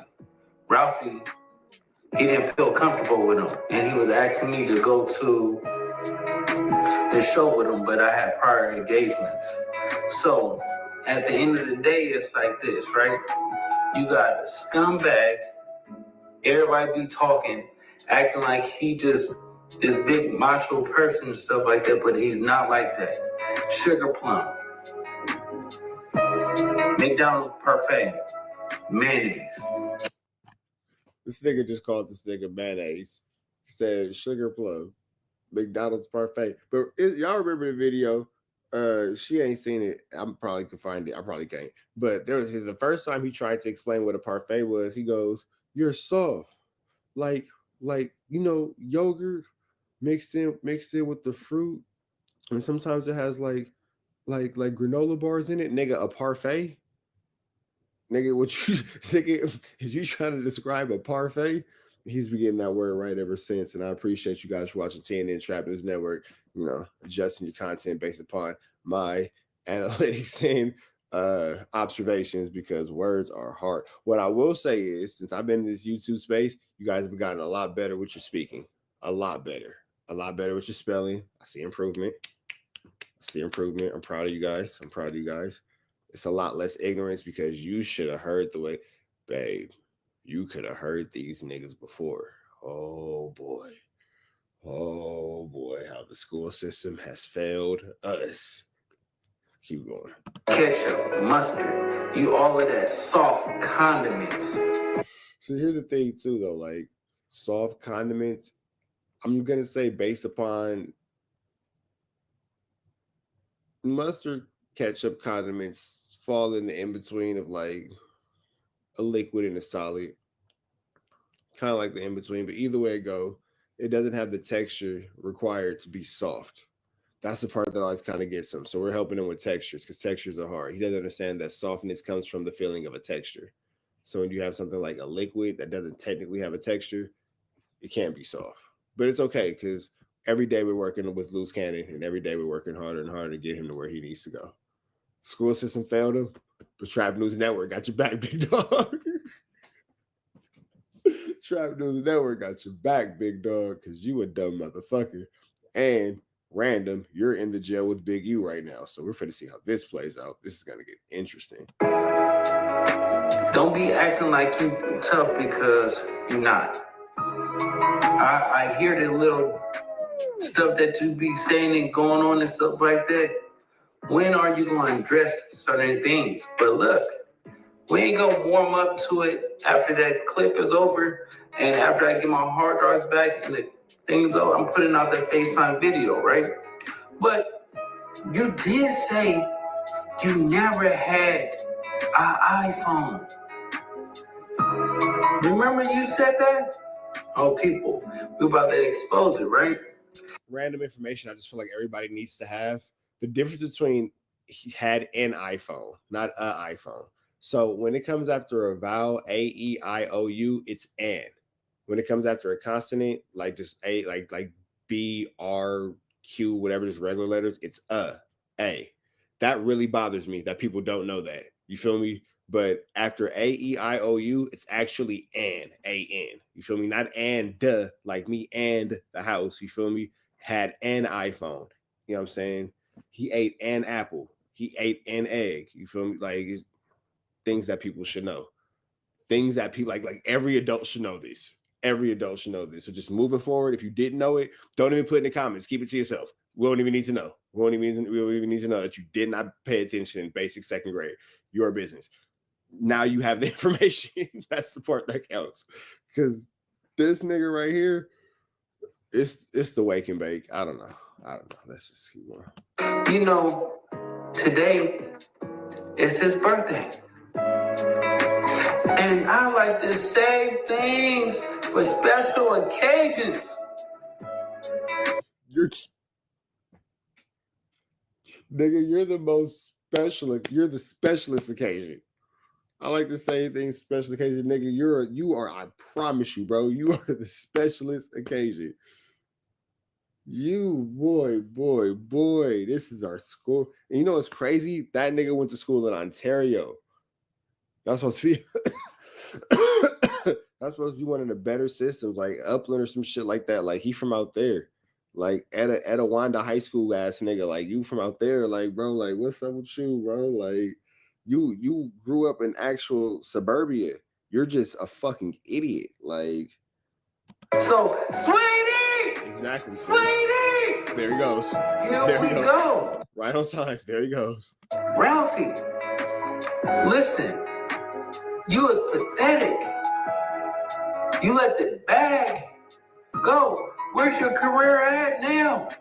You told me when I said let's get out and go do something or whatever. You said you had a career and you didn't want to do anything. Don't make me pull the footage. Yeah, I'm putting the footage where you thought you was Karate Kid and you didn't do nothing, sweetheart. Draco is full-fledged up in the front, you in the back. You took off running first, sweetie. You a marshmallow.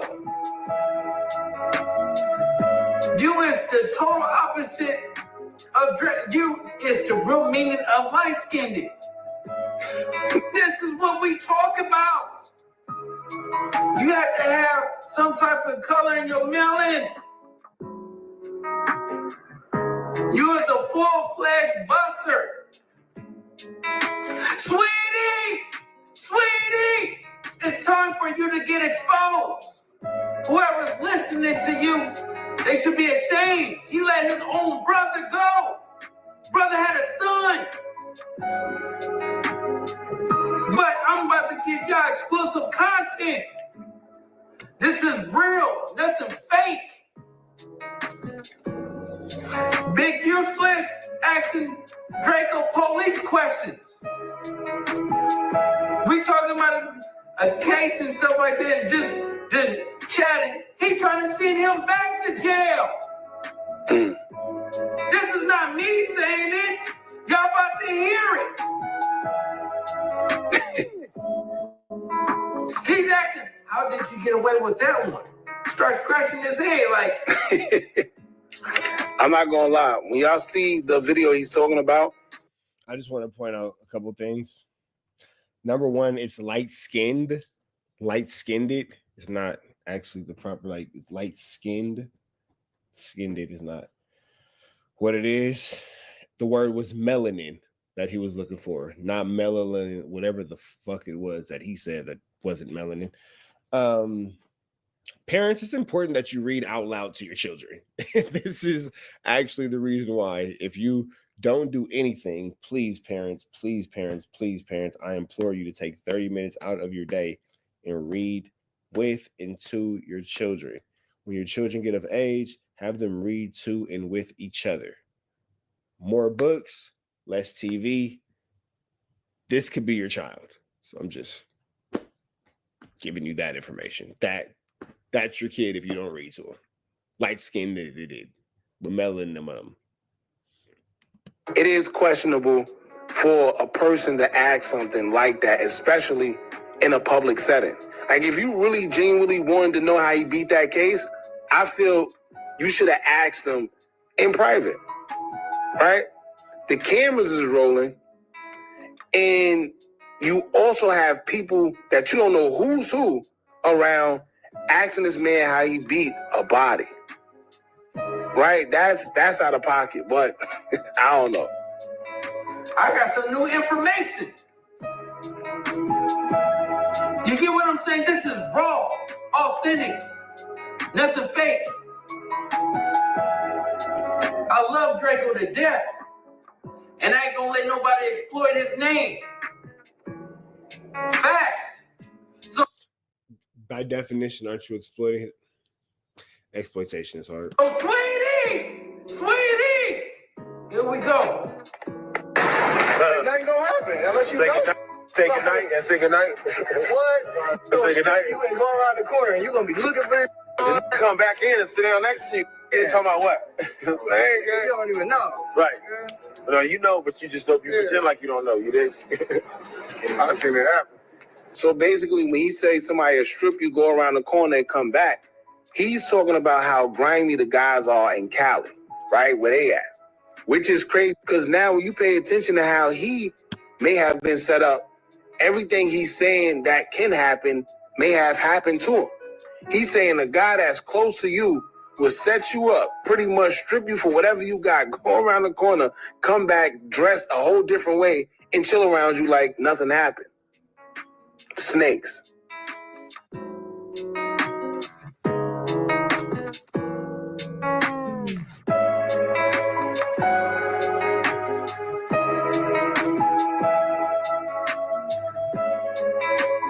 So that right there was Big U on the phone, right? After he gave Big U the phone, Loose Cannon went and had a conversation with him, and then he came back and gave Draco the Ruler the phone back.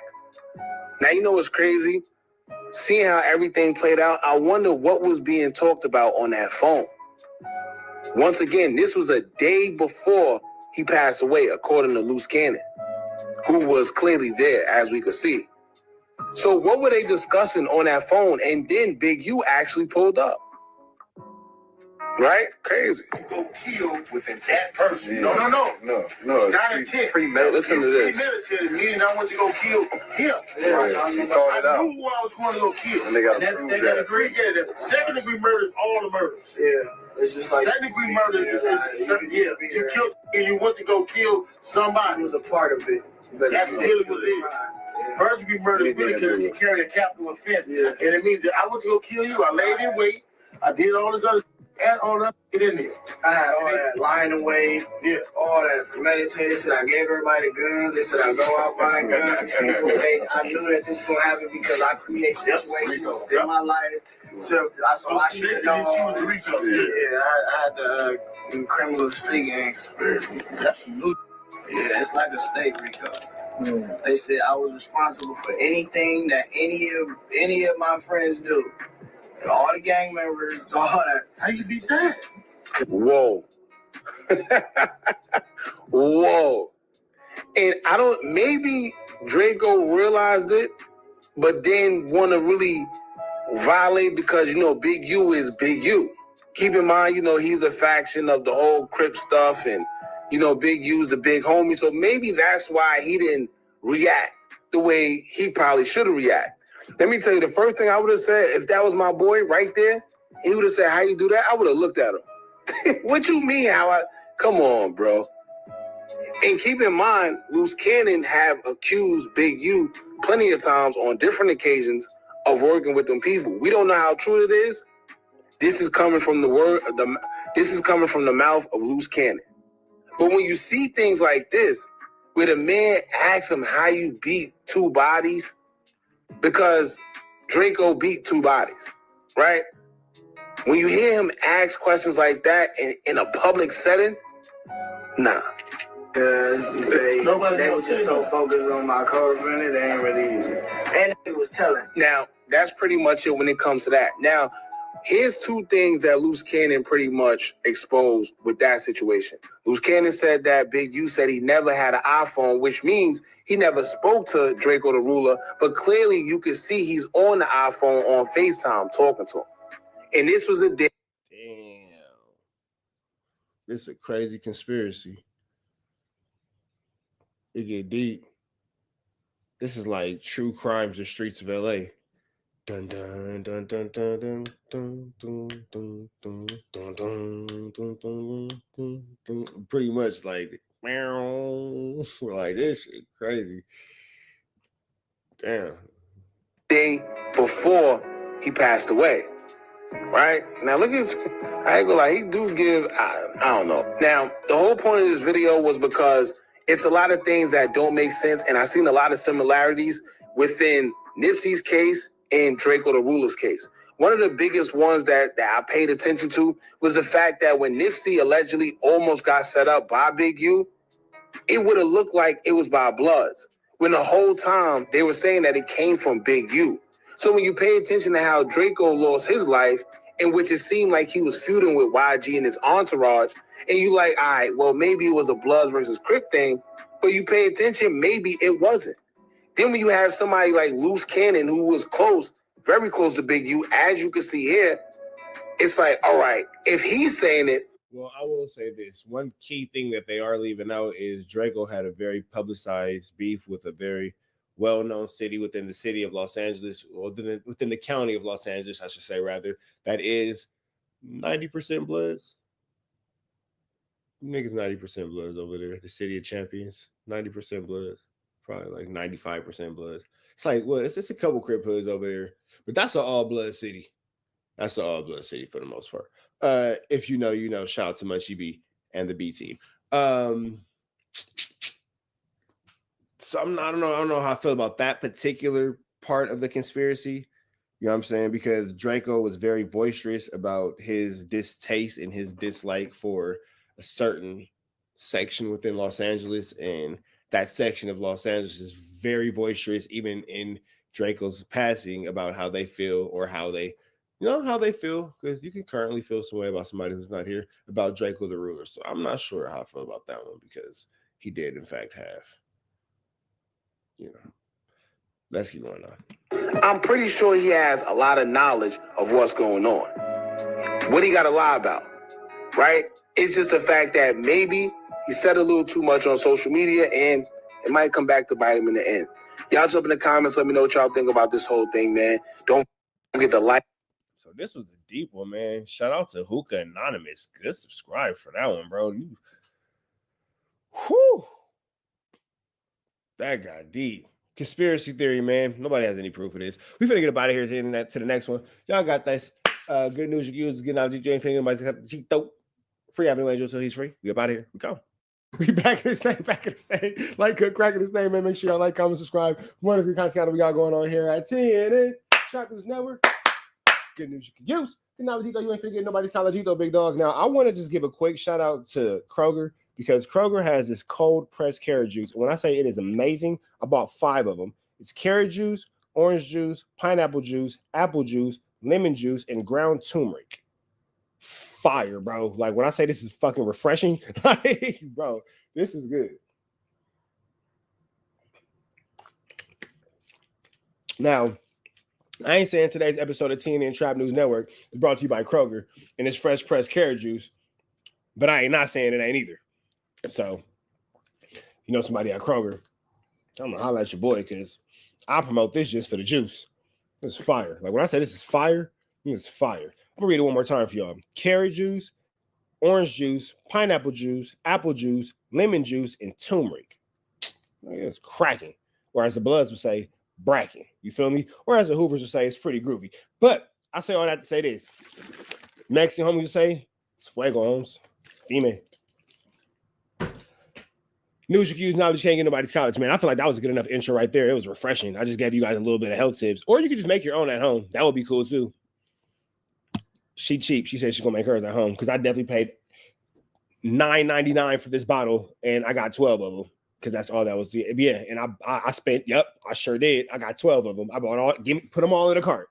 Just I'm in a grocery store doing it. Throw it in the bag. Yep, that's where do I flex at? The checkout at the grocery store. That's my. Got chili. What, nigga? Stop talking about. I got 12 of these, nigga, at $9.99. Nigga getting money over here. Stop playing. Stop playing. You want to know how many eggs I got? More than a dozen. Come on now, don't play with it. We getting bread over here. We getting bread. My dog eat eggs. Yeah. Get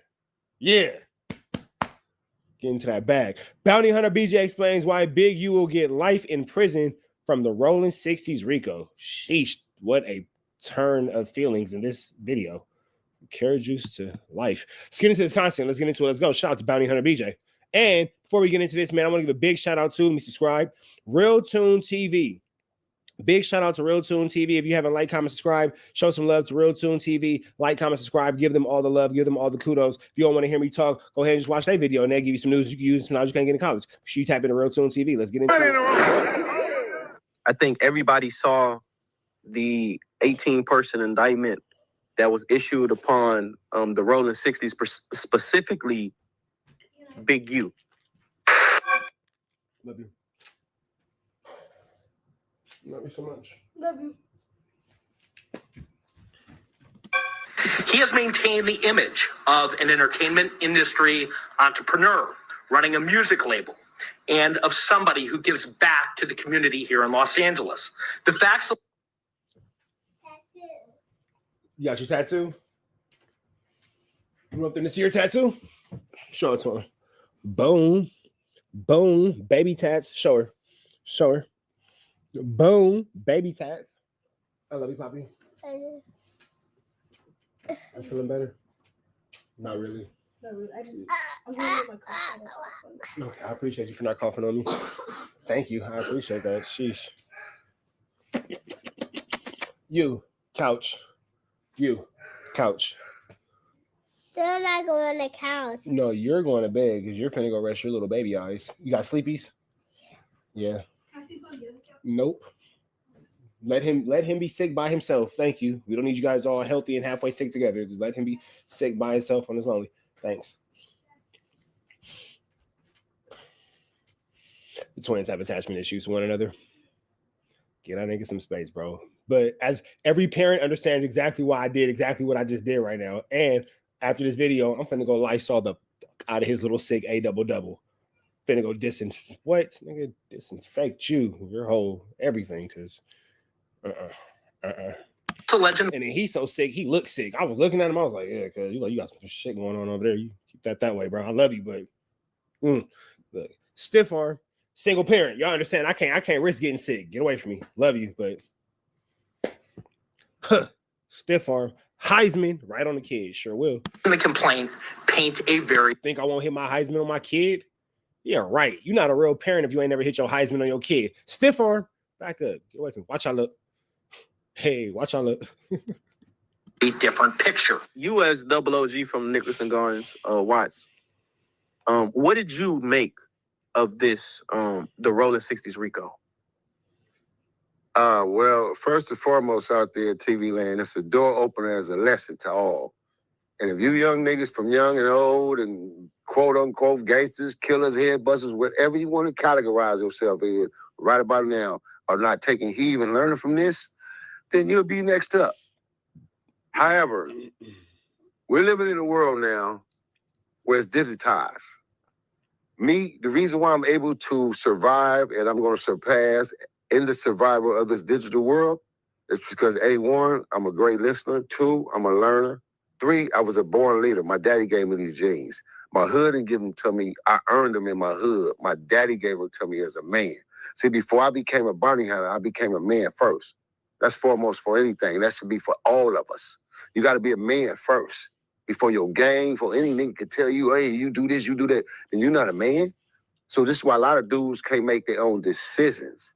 So this RICO Act itself is, I wouldn't sit here and take the time and the elements to just bash Big U or bash him upside the head. Like a whole lot of people gonna take advantage of these moments because now he gone. He gonna be gone for the rest of his life.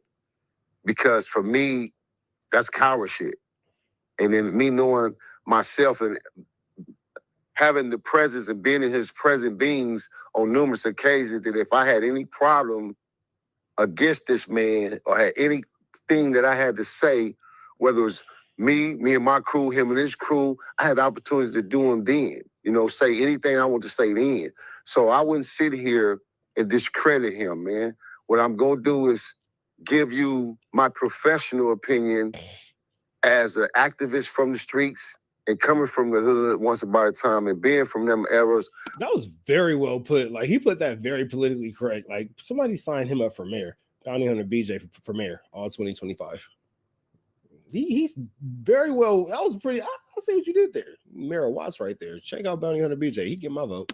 Of the gang culture and things of that nature, the violations of individuals placing themselves in these positions. You can't blame nobody, because we all, at some point, especially when you're placed in a position of power, you have this dark side. So we all know about the dark side at some point. Some of us have a dark side where, me personally, my dark side is past tense. There's no way I'm going to allow the leakage of my dark side to be an interference of me seeing the cloud of clearness in which I'm living now today. That's backwards.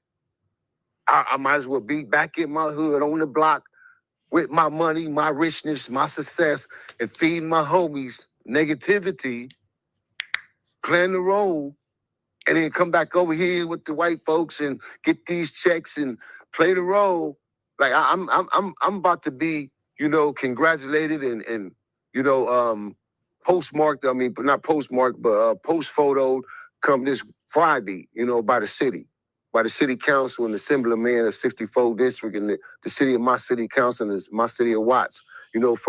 For my direction and my true advocacy as a real activist for my community to push that line and say lies for 12 years. It wasn't documented from us. We didn't get that credit. And although I still was there consistently, but I was in the streets. I was devoted to my activists as far as the community of Watts, but behind Watts, nigga, it was bounty hunter. I was still in them streets, getting my money, b-boying and hunting like a motherfucker. So this is why I say where the mixture comes in at, where it comes to a cutoff line and cutoff point in your life where you have to take the sincerity of saying, all right, I did this, I did enough of this, and I did that. Enough is enough. I'm really going to devote myself to this. So it's like, this is where it leads to, the dark side. So you can't mix the dark with the light, too. And unfortunately, this is what happened with the homie, me, Big U, and him allowing himself to be caught up in the mixture of the dark and the light, because that's real, man. He's saying basically you can't be 1 foot in and 1 foot out, man. You gotta pick your poison or just don't pick nothing at all. When you speak on the light, yes, it's a whole lot of greatness that this man have done for his community, for the youngins, his sons, his son being involved in the football league with the Chargers and stuff. That's big. That's big. That's like super, super big to even know that, you know, to gravitate to that level or something like that and have that goal set and then achieve it. So that's the light that I'm talking about as far as the... Hey, shout out to Bounty Hunter BJ, man. He could get some real knowledge you can't get in college and giving you some news you can use. Take heed to everything this man is saying because he's giving really good advice. Goodness and the light. And giving a real good game because he's making it he's saying something that's very real. You can't be 1 foot in and 1 foot out. Either you're going to be a part of the situation or you're not. But the halfway in and halfway out, the half stepping is going to get you caught up every time, man. You either got to be in the dark or be in the light. And he's really recommending that you go towards the light. I can respect that. Thank you for the good advice, BJ. Appreciate you, OG. And then over here, you got the dark. You got these old young, big mouth young niggas over here don't know better, but they fascinated and truly, truly fascinated behind the leadership and the pointee of what's being drawn to them. So all you got to do is do this. Wind them up in the back and go. You feel me? And this is what we're seeing. But now, seeing this, you're going to see shit unfold. You're about to see who gonna hold their cup of water, man, like this juice I'm sipping on. You gonna hold that cup or you gonna let it spill? It's only two things you got in this situation. And see, when you're dealing with them alphabetic men, when the alphabet men come, they come. Alphabetic men. Alphabet men, word is hard, OG. Alphabetic men. Hey, I like that though. We out here dealing with them alphabetic men. You got to be careful. The alphabeties be tripping, bro. Oh God, the alphabeties be tripping. LAPD, LASD, DEA, FBI, CIA, IRS. You feel me? The alphabeties, bro. We got to say alphabetic free. And it ain't no play, Joe. 98% conviction rate, bro. 98%. And it's just sad how the internet will go into, oh, you know, they're going to beat this. And what if they beat this? They're going to be, ain't no what if shit. The deal's on the table off top. I don't mean to laugh, but that was funny as hell. What if he's very matter of fact. Like, look, nigga, this is what's finna happen. This was not finna happen. Either y'all gonna play with it or y'all not. It's anywhere between 10, 15, 20 off top. That's to get you fired up and let you know we ain't fucking around. You go to trial, we taking your life from you. Now, what do you want to do? You can either cooperate and make us an album, or you can take this prelim deal right here. Plea out on your shit, what you done, what you participate on, because we got you on all these wiretaps. You can say, yeah, that's me. I did that. Yeah, I said that, man. Yeah, fuck it. Give me my 25 years, man. Or you going to cooperate. It's either or. Ain't no in between, man. It's a fucked up situation. I hate to say it like that, TV land, but you know me. It's ROE, man. Uncut, raw, riveting, for the people, by the people, to the people, man. You know, cappuccino. It is kind of a messed up situation. I'm going to let y'all watch the rest of this on Real Tune TV, man. Big shout out to Bounty Hunter BJ. Big shout out to Real Tune TV, man. Y'all know the deal. Red dots to the left. Y'all know the rest. It's a up situation. Free Avenue Angel, so he's free. We go. TNN Trap News Network. We back the same. Like to crack it the same, man. Make sure y'all like, comment, subscribe for more of this good content we got going on here at TNN Trap News Network. Good news you can use. Good knowledge, though. You ain't finna get nobody's college, though. Big dog, tap in with that tap in. Make sure you are, in fact, tapped in with that good tap in and everything we got going on here at TNN Trap News Network. You feel me? Like, comment, subscribe. Like, comment, and make sure you hit that good subscribe button for everything we got going on here at TNN Trap News Network. It's that Newsington, you can Usington. It's that good knowledge, you ain't finna get nobody's college, big dog. Tap in with that tap in and make sure you are, in fact, tapped in. You feel me? Get into that. You feel me, man? Like, comment, subscribe. Notification bell, hit all, say tapped in for the latest and the greatest. Make sure you get into that. If you ain't got into that, make sure you also hit that notification bell, hit the subscribe button so you are part of this Rich Rapper Mafia permanently. We need y'all to lock in and tap in and lock in, man. We're giving away 25,000 subscribers. We're giving away $100, man. So make sure y'all tap in because we are at 23,101. That's right, 23,111. You feel me? Make sure y'all get into that. If you ain't got into that, man, so make sure y'all continue to show us some love. We finna slide over here to give y'all some more of this good news you can use on this good Saturday, man. Make sure y'all show some love to original On Point Stories. Big love to On Point Stories, man. They giving us this content this afternoon. Big U's Wack 100 drops Bombshell. Big U's alleged Nipsey hurt, blah, blah. It's a lot going on, man. Nipsey Hussle 187's Wack 100. Let's get into this content, man. Shout out to On Point Stories. Let's get into it. Let's go. Moving once you realize there might be a hit on you. In this video, you're going to hear internet stories of how people claimed Big U ran his business. Do you think Shaq left LA because of the gang politics, aka Big U with him? No. Shaq was already gone. It's crazy how Wack's changing his entire tone towards the situation, and now he's like all friendly and all kind of stuff like that. Whereas before he was like the #1 Big U hater. Time Big U come on, Shaq was already on fucking Star Island. When the little homies see Nip pull up, do you think they gonna stay here and talk to the big homie, Big U Nip? They gonna make an about face and say, y'all, there go Nip. It's called check in. Yes, you can have now, he ain't come to check in. He just came to get some of this love. You heard? If you ain't got none of this love, I don't know how it's gonna go for you. You heard? But all we doing is spreading love on this side. You heard? This is alleged, and as you know, anyone can say anything on the internet. But I'm curious to hear what you believe is true and what's a lie.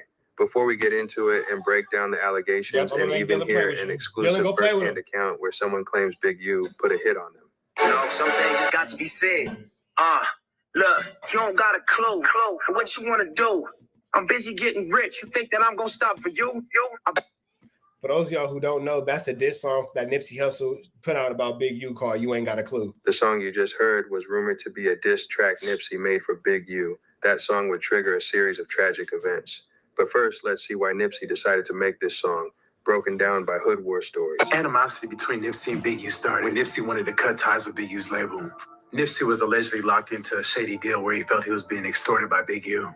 But according to Big U, his version of the origin of conflict began when Big U left the music industry. Nipsey had Big U's recording equipment and Big U wanted it back. Big U was able to recover the equipment and moved it to his shop on 43rd and Crenshaw, thus making it accessible to other artists, including Nip if he still wanted to use it. Apparently, Nipsey took exception to Big U taking the equipment.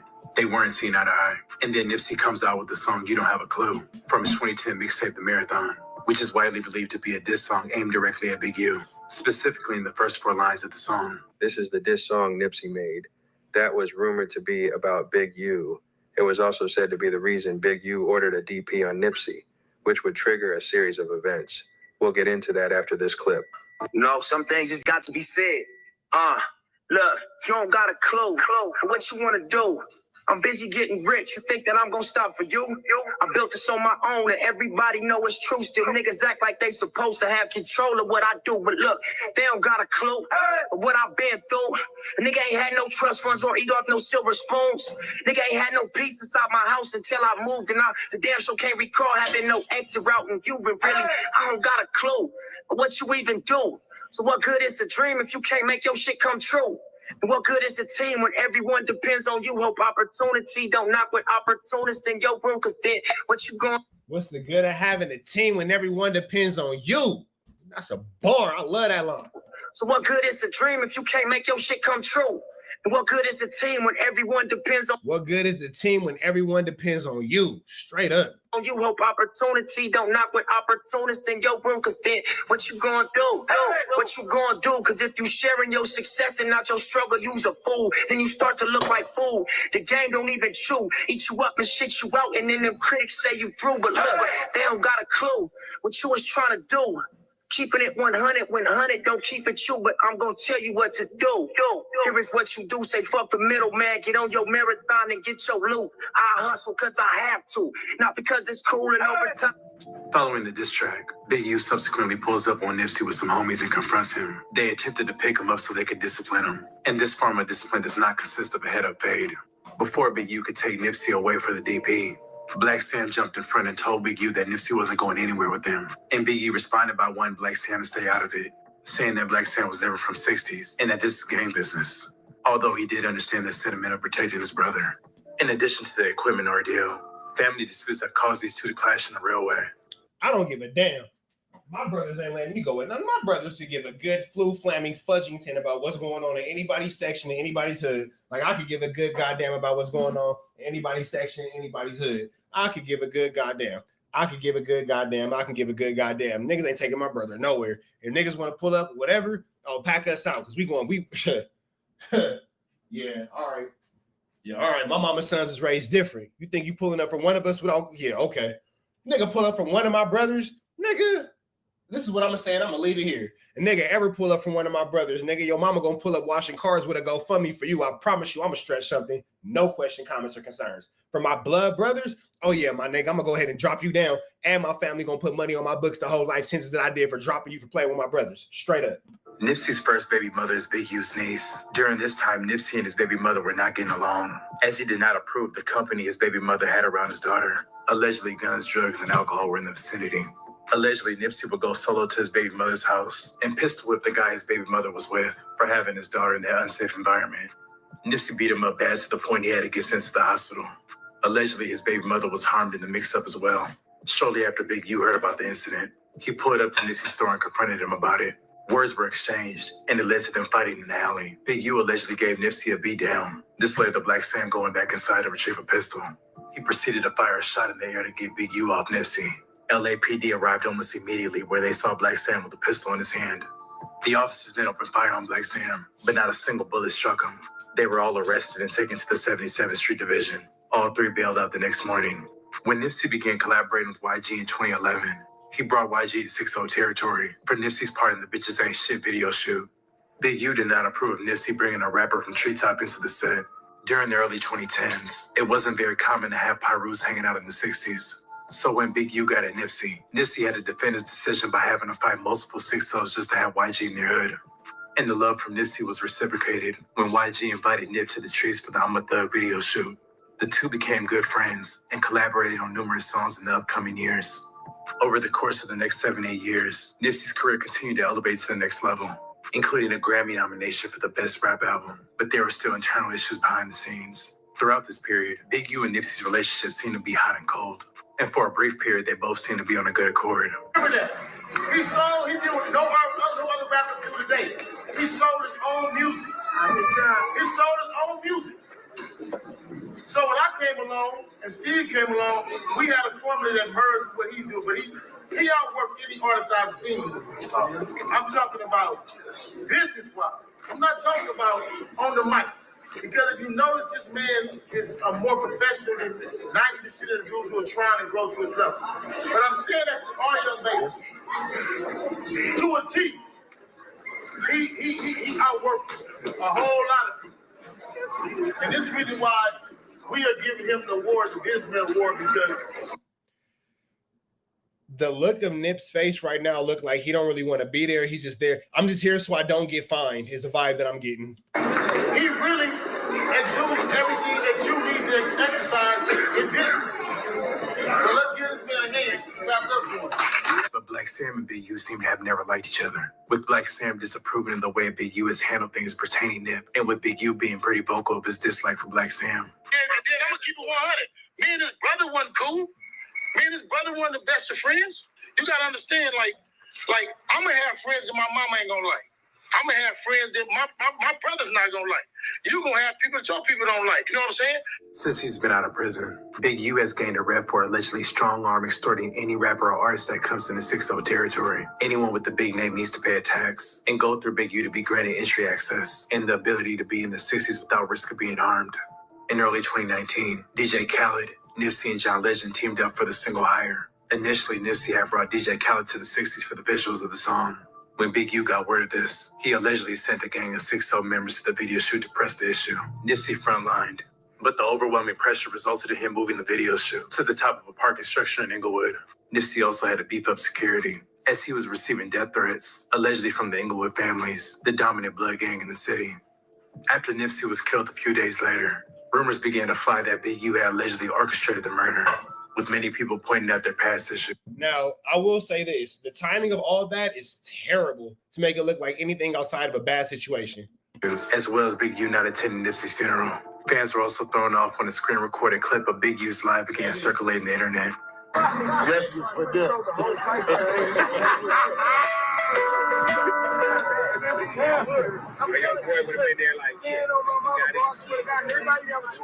You did.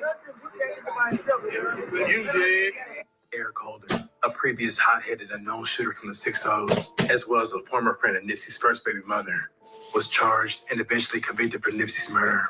In a recent interview with Big Boy, Black Sam alluded to the possibility that Eric Holden was sent by someone which has again sparked up a whirlwind of theories saying that Big U was allegedly involved. People have speculated that Nipsey was getting bigger than the program and was defying the first law of power to never outshine the master. But this is all speculation that has no base. Big U has repeatedly denied that he had any involvement in Nipsey's murder, saying that Nipsey was like a little brother to him. Black Sam continues to keep Nipsey's vision alive.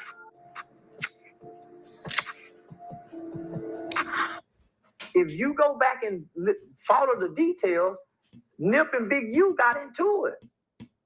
Big U hit Nip daddy. Now, I will say this.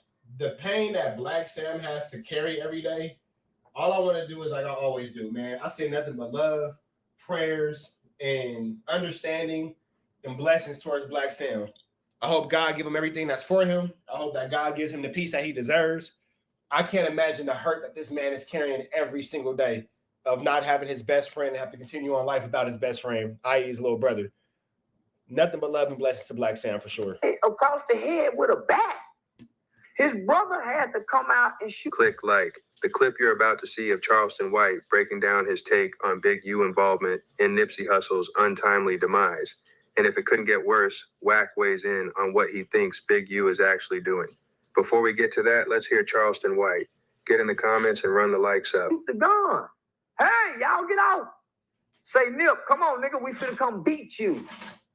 Because I don't want to pay that $20,000. You say it's over this equipment. But the white folks is pulling me away from the set. I met a Jewish white boy on the front row at the Los Angeles Lakers ball game. Me and this white boy getting drunk. We started talking business idea. This white boy, see, I'm a sharp nigga. This white boy pulled me into business ventures, the vector sector, right?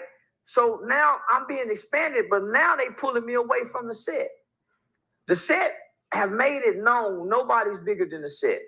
Nobody's bigger than the program. Nip had gotten bigger than the program. Quando is a reminder that nobody's bigger than the program. But Nip had gotten bigger than the set. Well, what do you mean by that, Charleston? Think about when Big U and all the other big homies and the OGs in the hood, they standing in front of Nip shit. They standing on the street corners. When Nip pull up in that motherfucking platinum Jag. I hate to say it, but shit, Nipsey Hussle damn near got bigger than life. It's a legend, bro. What? He pull up in that motherfucking platinum Jaguar, nigga, them fresh ass Puma with all them goddamn chains on, and then he opened up the door. He got a Hollywood bitch coming up out of there, London Lauren, one of the baddest Hollywood bitches we done seen. When the little homies see Nip pull up, do you think they gonna stay here and talk to the big homies, Big U and them? They gonna make an about face and say, y'all, there go Nip, and they gonna run away from the big homies. As all the excitement going to Nip, all the brawls, everybody in the store, what you think the big homie sitting back saying? Now Nip is growing. Nip that Monday had a meeting with the LA County, with the LA Police Departments on gang intervention program before he come up dead. So now Nip and Big U done fell out over $20,000 worth of equipment, so they say. But it's really over $20,000 nigga extortion fee to pay for protection. Yeah, Nip was being extorted too. He had to pay for protection. That's why they got that video of him that Wack 100 say they got of it. Why would they let Wack even make that statement? So peep gang, so you think them niggas ain't saying, man, that nigga there, woo, woo, woo, and his brother go shoot at us? That nigga brother pull a gun out on Big U, nigga. His brother pull a, nigga, you don't pull no gun out on no nigga. Every street nigga know, nigga, y'all don't give a damn where you shot that gun at. You pulled it out on me, nigga. And Big Black Sam ain't never been down with the set. Black Sam have always tried to pull them niggas out of Nip's business and get him away from the set. But you can't do that, cuz. It's like Black Sam had the foresight to see the forest beyond the trees and was like, man, it's going to be a fluke flam. We got to get up out of here. Rondo is a baby, my nigga. That nigga's a kid. That's why he cried at that murder scene like that. If I'm in the gang, homie, and I'm in the set, and I see one of the homies break down like that, homie, nah, homie, y'all give him a pass. That's a mental breakdown, nigga. That's crazy. Nobody ever really thought about Quando Rondo really suffered a crazy trauma watching his best friend get unalived right in front of him, having him shots fired, a glass shattering, seeing your homie's body like that and all that kind of stuff. The things that Quando Rondo went through, low-key don't make sense for nobody to go through. And Quando Rondo, God willing, is getting some help and some support that he deserves, because Charleston White just made an amazing point. Bro, that is a mental breakdown. I doubt that anybody watching this video can sit and watch their homie get their whole life ended like that and then think that it's cool to walk around and proceed as normal. You feel me? Claim we love one another. We claim, nah, homie. So this motherfucking train is running off the tracks. I can't get off. We see this motherfucker is falling off, it's gonna run off the cliff. Homie, I can't get off. Y'all, homie, I can't just, homie, I can't get off. They saying you gotta go with they say you gotta fall off the cliff with them. So we've been outside all day. I got the big guy with me himself. You heard? Big U. I've been taking him through Harlem. We actually in a bodega right now. I just finished doing the interview. I'm high off that champagne and that Zod part. I'm sweating and shit like that. But he got the show. Look, we got cameras on us at Wall Stars called Check In. Now he ain't come to check in. He just came to get some of this love. You heard? If you ain't got none of this love, I don't know how it's gonna go for you. You heard? But all we doing is spreading love on this side. You heard? We got a lot of things straight. We cleared up a lot of things. A lot of you niggas owe some apologies. Bitches. Rap life. You heard?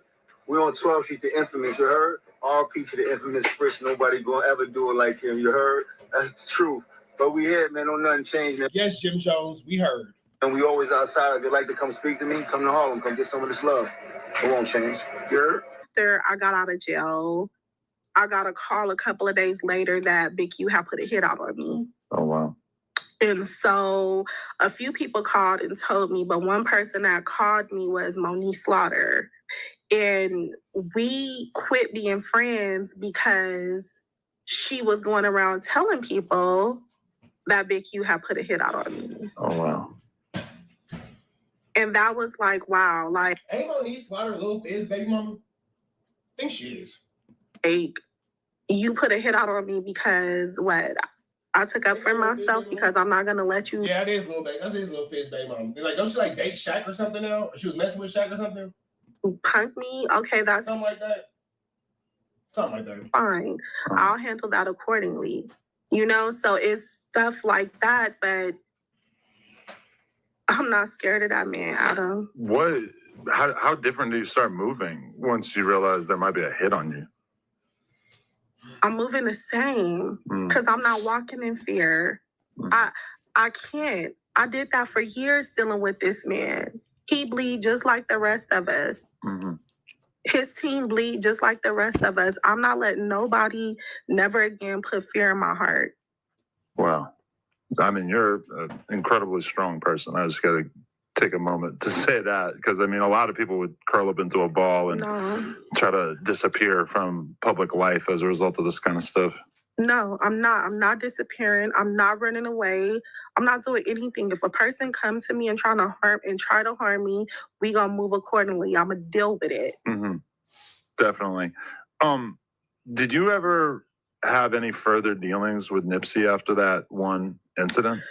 I was mad at Nip for years after that. We got into it on Twitter. I'm sure, like I said, the Twitter detectives can pull it up. After him and Big U got into it, I went on Twitter and cussed Nipsey out and told him that's what he get. Now we see how it feels. Right. I mean, he ended up kind of getting a taste of that medicine later on, right? Later on. I'm sure he probably regretted his involvement in that, or hated that he ended up involved in it, at least. But this is the thing. Nipsey never changed his story. I can honestly say that. His story was he didn't know that was going to happen to me. His story was he didn't set me up. Nipsey and my brother were friends, and my brother and Nipsey hung together after that. And my brother's stance was, sis, Nip didn't know he was going to do that. My stance was he did. And that's how I felt in that moment at that time. I respected what my brother felt. He respected what I felt. Nip never changed his story. And I was mad at Nip for some years. And then I finally pulled up on him and we made up. And when he hugged me, he said it again. He said, I swear I did not set you up. So he never changed that. But at that moment, I felt like that. And I don't think nobody can blame me in that situation. No, 100%. What were the first things that went through your mind when he passed? Because I feel like now the situation seems so much more complicated and in some ways more clear. You know, when he passed, a lot of people weren't necessarily clued into the fact that him and Big U were having these issues, and now there's just been so much doubt cast on Big U's involvement. That seemed like a wild conspiracy theory at the time. All of a sudden, it's starting to seem like there's probably more validity to it. I cried. I was so hurt. I was hurt because he didn't deserve that. I don't care what me and Nip went through. I seen Nip as a young boy when he first came in this game, you know, and he really didn't even need Big U. He was Nip before anything. And so I was very hurt because I seen what he had become. And he didn't deserve that. But when me and Nip made up that day, I told him, something's going to happen to you if you don't move from over here. And he said, why would you say that to me? I said, because they don't respect you. I told Nip that. Other people felt that. The day me and Nip made up, a fight broke out. Nip allowed some different gang members to come into his shop because he showed love to everybody. And the gang members that went into his shop was from a different neighborhood. They ended up getting robbed. And so they were like, Nip said, we cool over here, we cool over here. And they were like, no, we said you not. If you feel like that, you don't respect him. Because if he's an artist from over here and he said they were good, why would you disrespect his establishment, him as an artist, him as somebody that's from over here? And I told him, I'm like, they don't respect you. Like, something is going to happen. Even when people used to say they were going to rob Nip, when he first started coming up to K-Day, I used to tell him, like, you need to be careful because this person is talking about robbing you. Be careful. He'll be like, good looking out, sis. Be careful.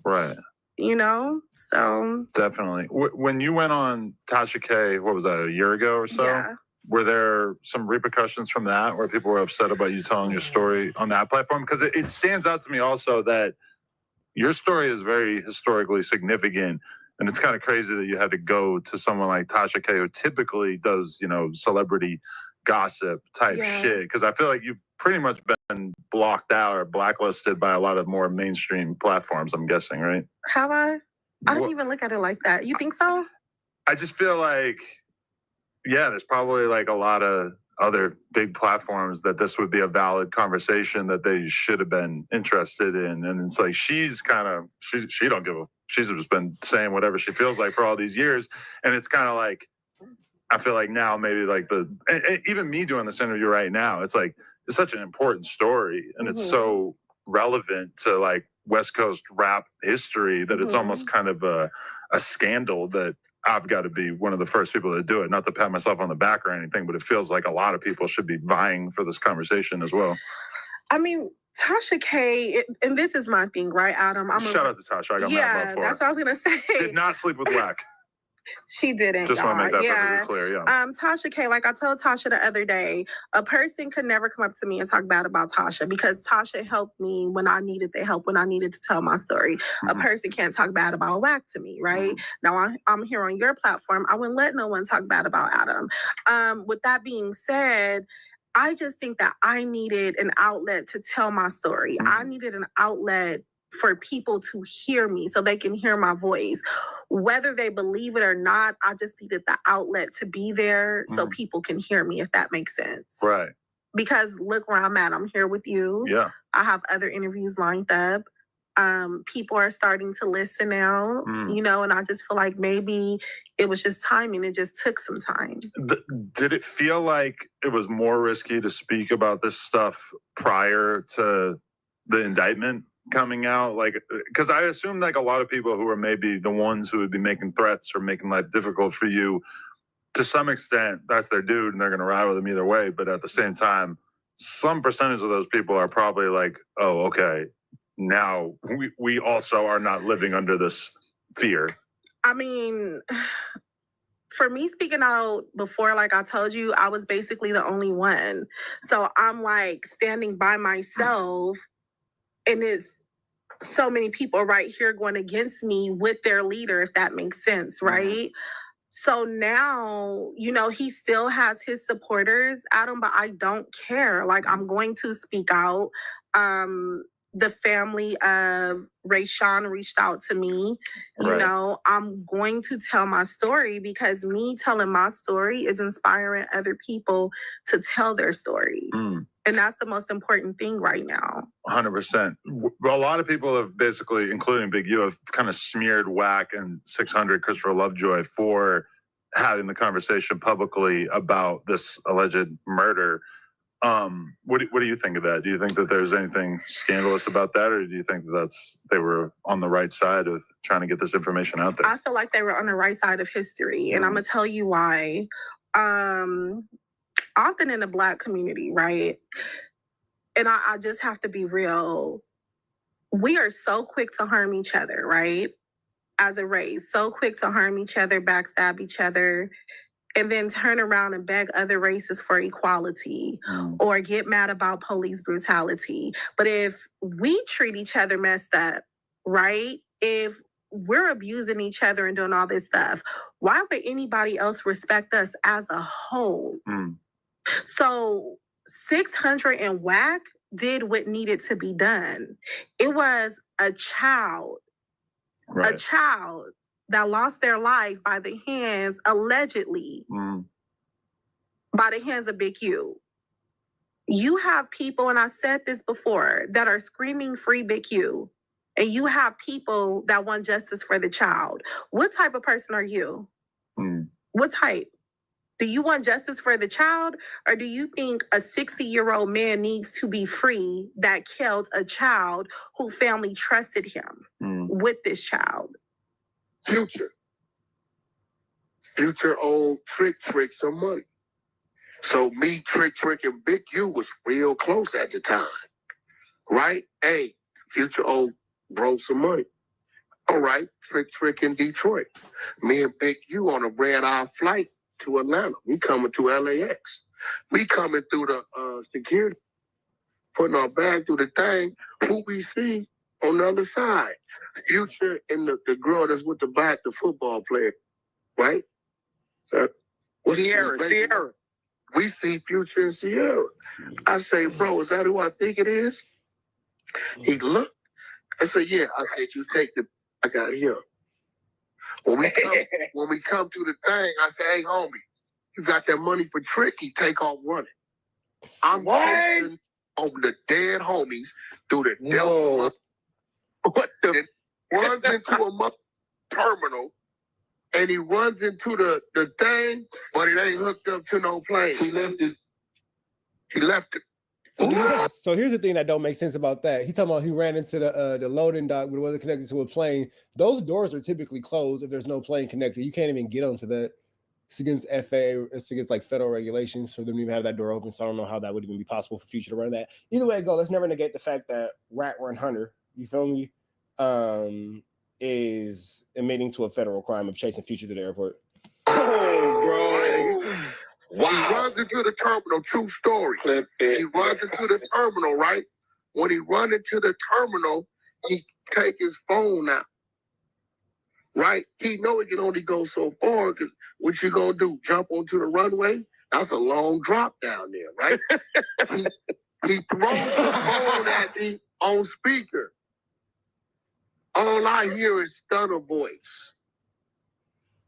He say, Wack, it's me, Stunner, talk to me. I say, Stunner, I'm busy right now. He said, yeah, but I don't want you to be, nephew. What the going on? I say, oh, Trick a bag. He can't be in our backyard, and he owe bro a bag. Either he gonna pay, or he finna get dumped, and then he gonna pay. Right? And there you have Wack admitting to a federal crime. Admitting that if Future does not pay you within this airport, he's going to get effed up. And then if he doesn't, he's going to get effed up and then made to pay anyway. Barnacles. Trick at home sleep. He don't know what's going on. He in Detroit. Right? He say, Wack, my word to you, I pay that. Let him be. I got business with that man. I said, what? He said, Wack, this Stunner talking to you as your brother. Leave him be. You got my word, whatever the debt is. Send me trick. I pay him in the morning on me. I'm giving you my word. I back the phone and walked away. He trick out his wine. It's real. Bro, I'm saying. So what? Do you think a lot of these niggas, like, you said you was hella close with Big U, you said y'all was 17-year friends and shit. Big U, I've been telling you, he's a dummy. He's a dummy. I used to have to do everything for him. Listen, bro. So you're admitting to having to do everything for him, meaning that you should be tied up in this indictment because that means that you had to make his moves for him, and that means that you helped to the aiding and abetting of the criminal organization, the Big U Enterprise. Why is Wack not in jail? He brought Big U to the table to help him, to reposition him. When he left, he was known for selling dope, kidnapping drug dealers for their sack and letting them go. That's what, and fighting. That's it. Think about it. You can't, bro, you don't hear nothing about a Big U until mid-2000s. He came home in 04, dummy, son. We had to go spend attorney money. The Power Rules did to get him out there. We positioned the nigga at the table. But nigga at the end. So you position him at the table, and he later on goes on to be this lead extortionist. Is it safe to say that you had something to do with the extortions? Why are you not involved in this? I just don't understand it. Today, when I'm showing him how to conduct business, hold on, listen, bro. Hey, the FUBU niggas. It was a few other niggas, right? He seen me, niggas came at me with some deals, $500,000, 300,000, right? He said, yeah, Wack, we just gonna tell them niggas we gonna give them 150,000 and we gonna do the deal. They gonna do the deal or else. Nah, bro, that ain't how that happened. I'm gonna show you how to do business, Big U. Hey, bro, they got $500,000 on the table. We telling you right now, we gonna make them pay us points on their side. And we developing a relationship so we can do future business. This is why we need you to do this business. So $500,000 your way. You want to kick us something cool? If not, we work out something later. Maybe something pop. You headed to Carson? We can come together and do stuff. Home? All right, Wack, put them deal memo. He like, Wack, cuz these niggas is, nah, bro. Longevity equals success. You gonna tell them niggas you gonna give them 150,000. They simply gonna tell you call the attorney and you ain't gonna hear nothing from them no more. Niggas did the deal. They still gave us 15%. Right? We made another bag on the other side. Now we got both lanes open for business.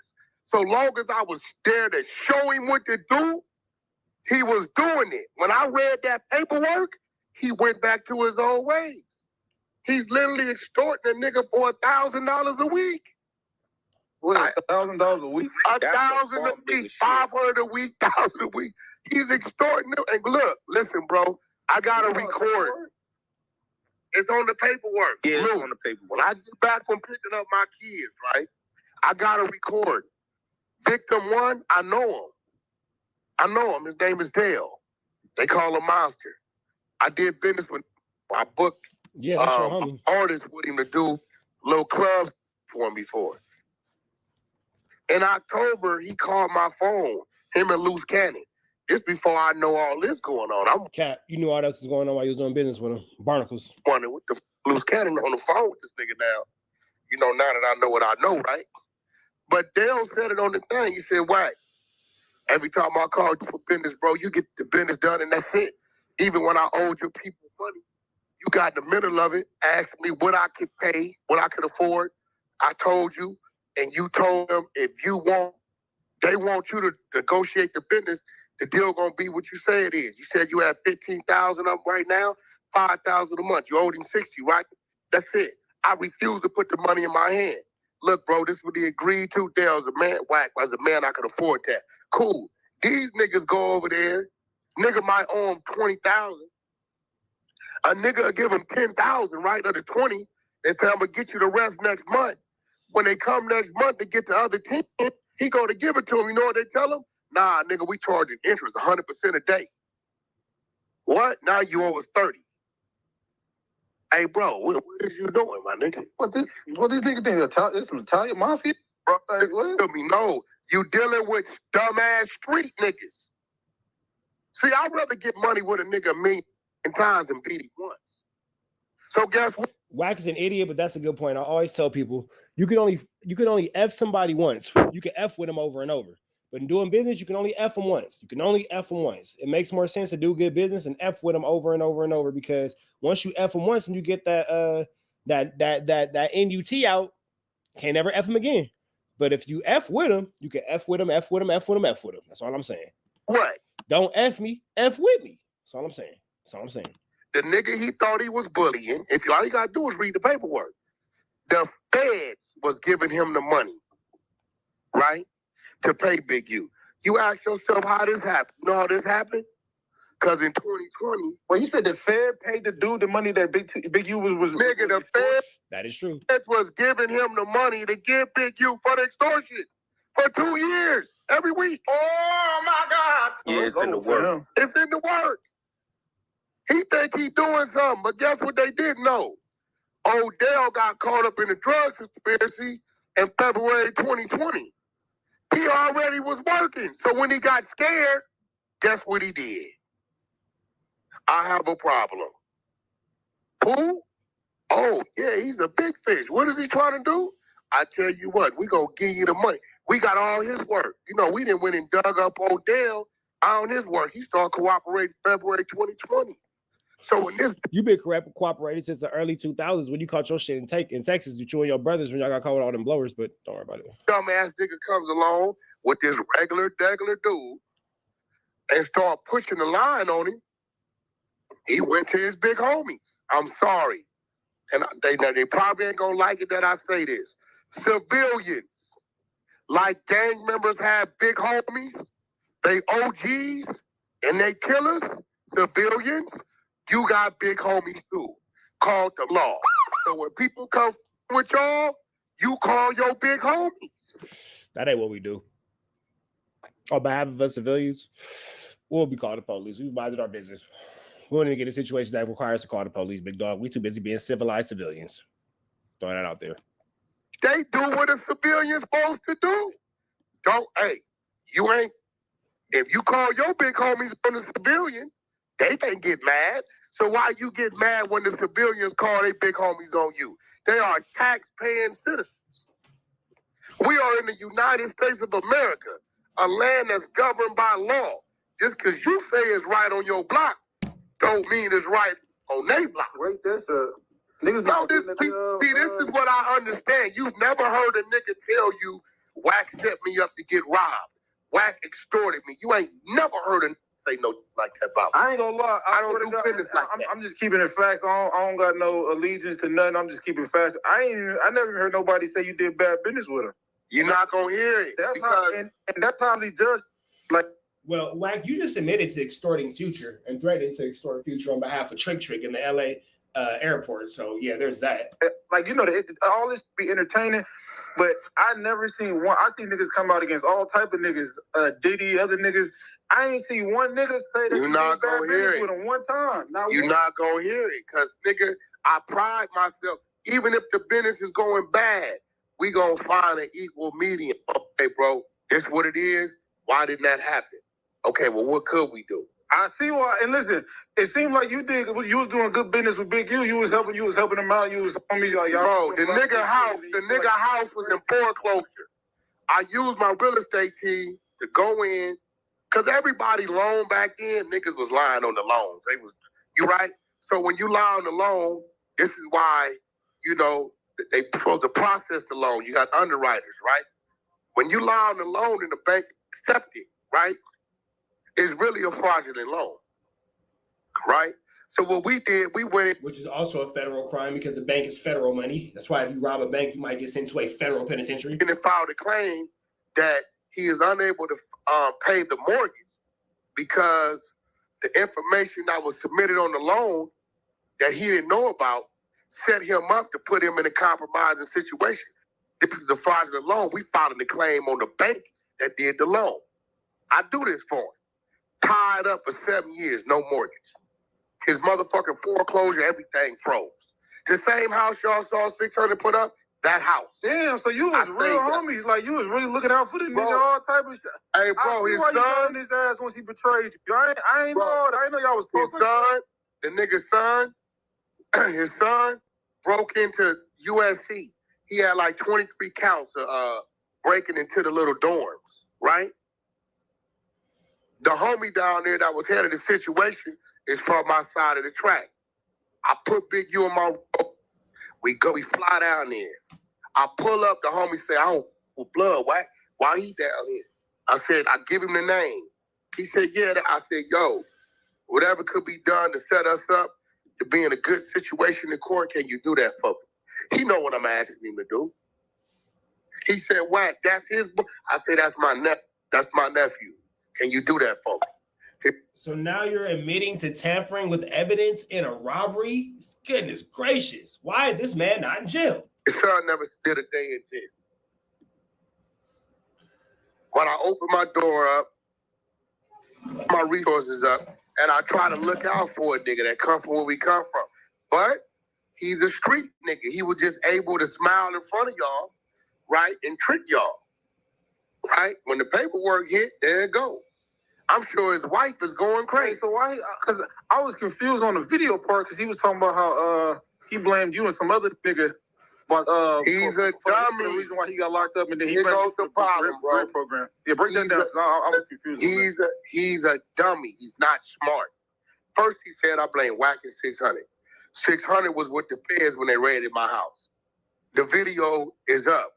Dummy, 600 is the one put the video up. He's the one drove. Nah, 600 is the one talking to a cop about an open investigation, whereas anybody else would have been told to move along. 600 got an actual response from the cop because he's probably a familiar face to the cop.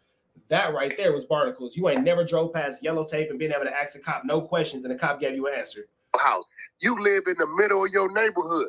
What happens, Lou, if a nigga that's at the top of the totem pole house is getting hit by the feds in the middle of the neighborhood? Everybody know in the neighborhood. You in the hood, nigga. So the phones is ringing. They hitting Cuz house right now. What? They hitting Cuz house. They round them. You know what 600 do? He called me. I say, bro, if you ain't went and saw it, don't jump out the window on the internet with that. You'll be looking stupid. He said, you right. I'm gonna go drive by there and see. Everybody know where he lives. Ain't no mystery. He drove by there and saw. Nigga, that he thought federal. He made a video and put it up. Now, here goes where Big U's a dummy. The family clearly said not to alarm you or warn you, and we did anyway. The fact that he didn't know the details we knew is complete. When he was going to turn himself in, lets me know you didn't go attorney up. If you would have went and attorneyed up, you would have known what your charges are.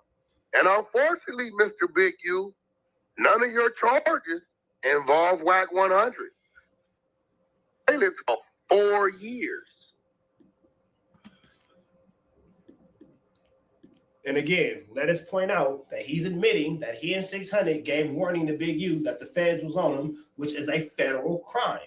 Why is Wack not in jail? Why is 600 not in jail? You just aided and abetted to the escape of a fugitive. What the that got to do with me?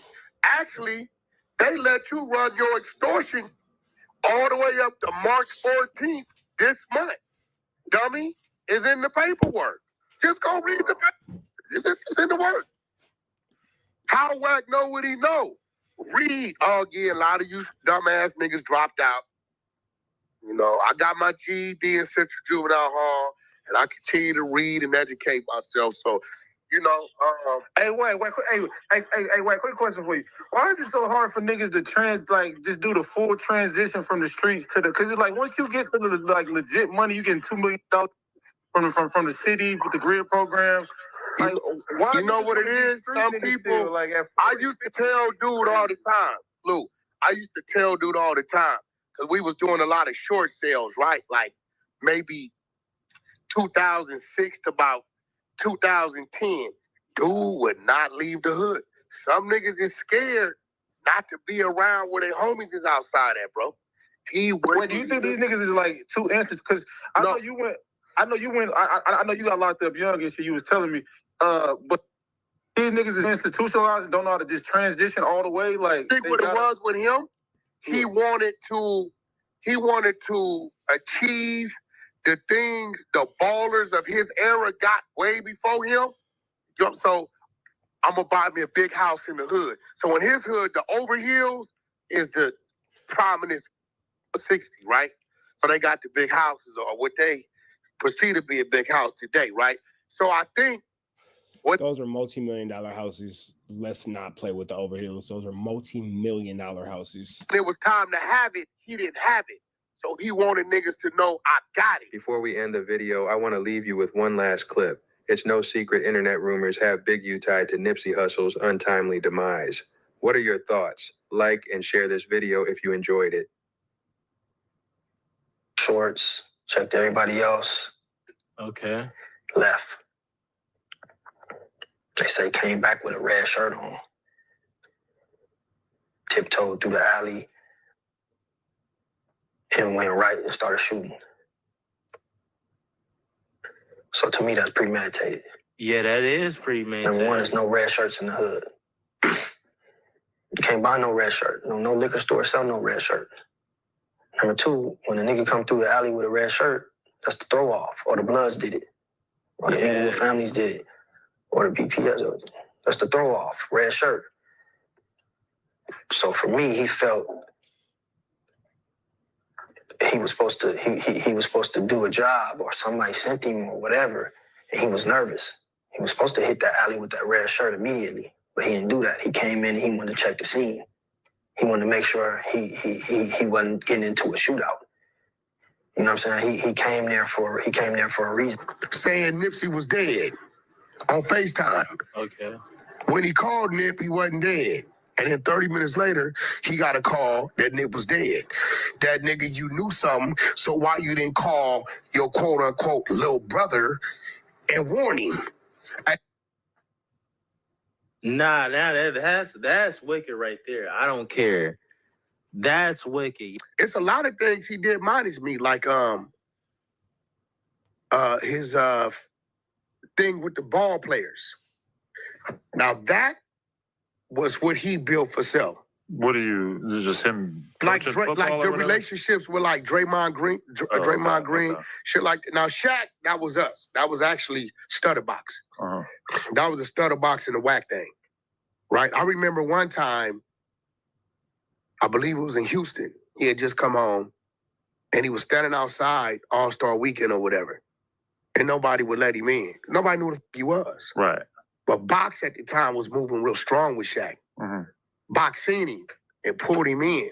That was Shaq's first interaction with him because Box was Shaq's right hand. Not all the Big U stories have a negative attachment.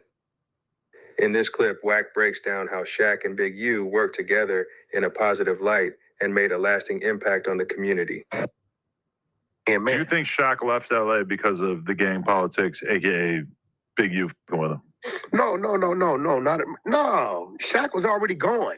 Time Big U come on, Shaq was already on fucking Star Island. Okay. Yeah, he was already on Star Island. He was already back in Florida. He had the big crib in Orlando. And Shaq ain't never been ran out of nut, man. Like, everybody loves Shaq. Like, Shaq is just, that's family with everybody. But that part of the indictment where they're basically talking about how a bunch of NBA players got scammed by another player. Okay, stop. And then he makes them, like, hand over $100,000 each to him and shit. Because I was doing a lot of business with Shaq at the time. He was one of the first people to send over the 40-foot trailer, like with the toys and stuff, to give away for like Christmas. Okay. So you gotta understand, like, when a guy like Shaq looks up, Shaq brought snow to Watts. You know that? Yeah, the snow machine or something. He brought the snow to the projects. This is where you see how slow Wack is. This nigga thinks that Shaq really got snow from Watts and then snow from Big Bear and drove it to Watts. So yeah. He went over there and they was like, yo, we want to see the snow. So he somehow had them go up there to the mountains, get a bunch of snow and bring it in and just put snow all through the projects. You could pay people to just pull up with like a machine that makes snow. No, he had them go up to like Big Bear or something. The real snow. And get the snow. So whenever you come to a lot of these guys and they see like, okay, you doing something for the kids and you can visually see.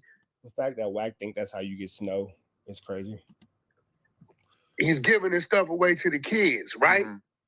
They don't mind being a part of that. I've been on the cruise show twice. That's it? 2 times. Wow. 2 times. How was that, man? Listen, man, you know when you're not from a place, like one thing I always do is... It was with dildo, though. No, but before. Like, one thing I don't do is disrespect the rules, whatever the rules may be. But she was with the rules. I know. He was with the homie, you know what I'm saying? You know what I mean? A lot of people don't know who Dildo was, man. No, I'm talking like when I first got there, like 96, 2000. Okay, yeah. Hey, man, I was Crenshaw. Like, cool. Yeah, 96, I was gone. Go down there by yourself. Like, all right, cool. Yeah, I think Dog was gone in 96, too. Yeah. Dog was doing time, and I was doing time. And, he was a good brother, Dildo. Yeah, he was. Yeah, he was, man. I think Dildo was sorely missed on the east side. He was one of the dudes that kept the east side solid. And then for LA, because LA is such a big city for Crips, it's such a big blue city. And then with hip hop being like, it's more, in hip hop, you see the picture of red. But when people come to LA, they have to get to understand how the culture works. And a lot of times, like with this podcast, people don't understand that checking in ain't about somebody pressing you or taking something from you. It's more about people knowing who to link up with, who to move around with, and for people to really understand who the marks are of the world. You know what I mean? Who the money marks is. Those are the people who get to the city before the talent get there and go have the relationships and know how to move the man around and know how to do things. I think you have to be from that to understand that. Yeah, no, and that's really true.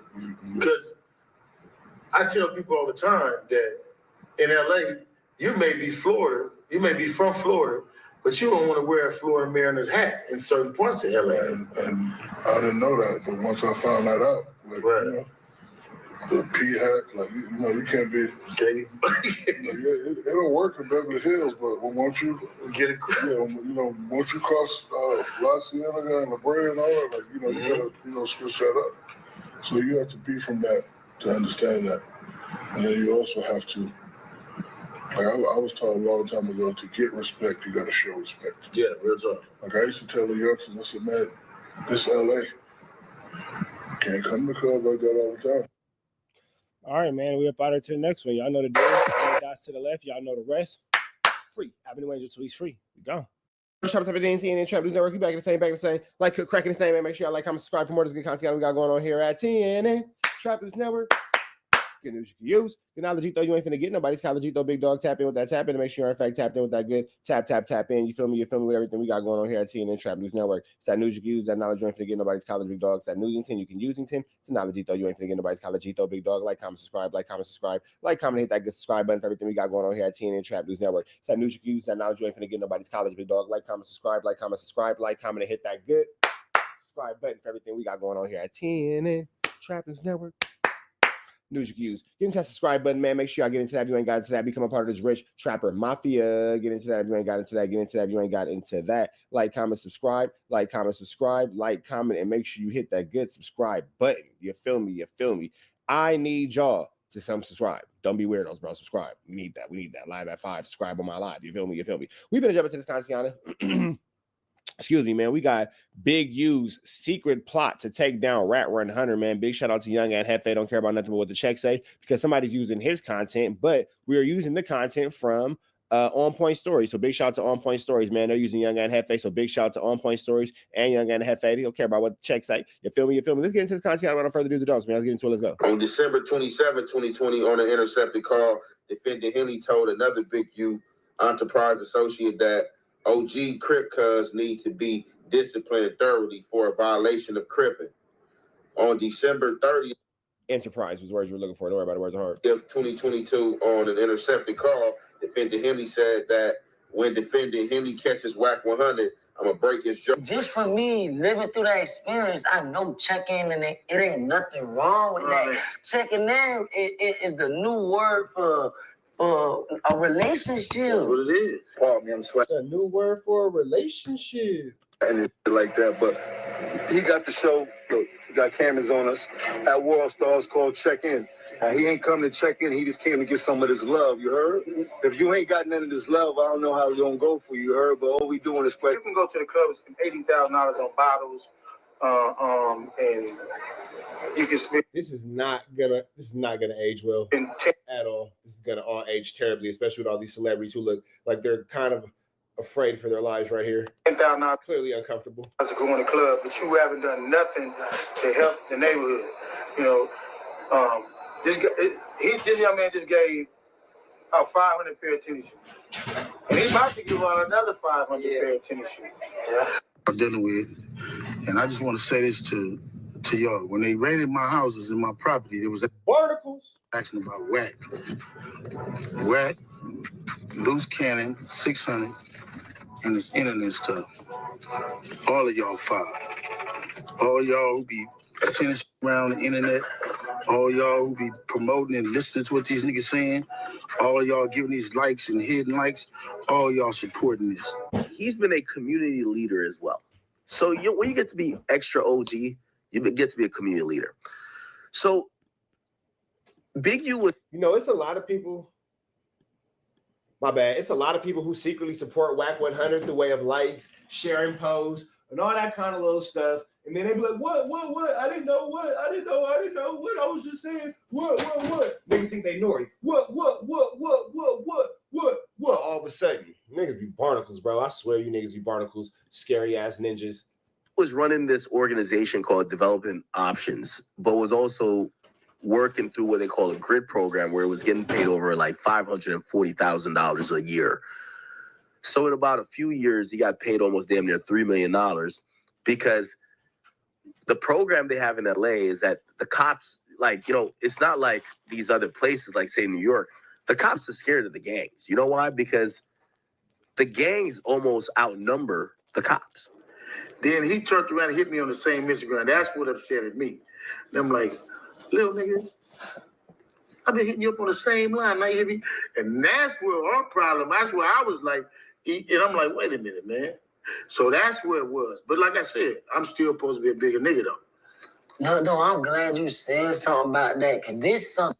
Goodness gracious, none of this is aging well through a RICO charge. Barnacles. That everybody need to hear. All right, like you just said, you check in with somebody everywhere you go. Right. Look, not you, but the young niggas. Young niggas got the word check in so messed up right now. Right. Like when a nigga say check in, the nigga automatic, not you on the young people got that word just messed up right That's now. what y'all crazy is. When somebody hear check in, they automatically think like you check like you paying. Not you. The other ninjas that's extorting me, but not you though. You cool. I'm straight with you, but everybody else. Oh boy, this is gonna age terribly for everybody involved. You feel me? Or like, oh, he's saying I gotta pull up here. But that's why I'm glad you said that, because I never really had a problem with like checking. That like when, like one time I've been in my hometown when the rapper came down there, I'm like, I've been down here, he ain't even came and mess with me, you feel me? That's where I'm from. I just wanted to show them certain stuff. You feel me? So just for me living through that experience, I know checking and it ain't nothing wrong with that. Checking in it is the new word for a relationship. That's what it is. But before we get into that, we're going to start with a breakdown of charges against him. In November 2022, defendant Henley arranged for a co-conspirator to collect an illegal debt from a current NBA All-Star player who purportedly owed $300,000 to a Big U enterprise associate. In November 2022, defendant Henley took a portion of the debt that current NBA star player owed as a fee for collecting illegal debt. On November 7, 2020, an intercepted call after an extortion victim stated that defendant Henley had not fully paid the extortion victim for the work on defendant Henley's vehicle. Defendant Henley directed defendant Martin to call the extortion victim right now and stated that he would go out there and kill that nigga. Defendant Martin then connected defendant Henley with the extortion victim and participated in the extortionated call. On November 14th. Yeah, see, none of this is going to age well. The checking in thing is all going to be bad and all going to be used against them. Let's see what Young and Hefe got to say. 2020, on an intercepted call, defendant Henley described to a former National Football League NFL player that defended Henley would beat the shit out of the producer who owned the studio in Las Vegas because he started shit between defending Henley and Wack 100. Wack 100 named in here again, y'all. On November 22nd, 2022, on an intercepted call, defendant Henley told an incarcerated individual that anyone coming at him come correct because defendant Henley always has two blowers, i.e. firearms on him. On November 22nd. See what I mean? Like talking like that. You know, this ain't the Big U that is going to be UGLY. You ain't got no alibi. It's ugly. Yeah, it's ugly. That we thought we knew or that we see in the public's eye. This is the this is rolling 60 Big U. The whole different persona, man. Let's go. Back in 2022, on the intercepted call, defendant Henley told an incarcerated individual that defendant Henley. Persona was the word you were looking for. Don't worry about it. Words are hard. Henley was going to charge someone in federal prison $6,000 to have a phone smuggled to him. On November 23rd, 2022, on the intercepted, defendant Henley said that he can pay 3 people $50 each to beat someone up. On November 23rd, 2022, on an intercepted call, defendant Henley described paying people to mess up a store that was refusing to provide defendant Henley a discount on the. So because you can't get a disc, bro, they got this man for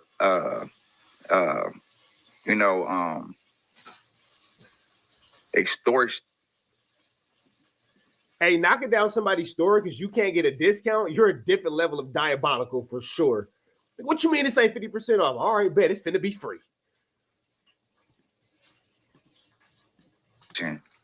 He's extorting everybody, bro. He's extorting everybody. And it's crazy because he said he like low-key alluded to a lot of these things in interviews, like when he went on Drink Champ and like I forgot that other podcast that he went on where he was speaking on, like he was just saying too much, bro. This nigga was bullying everybody. That's why the stories that these other people that came out, like the I think SKG or something like that, her story came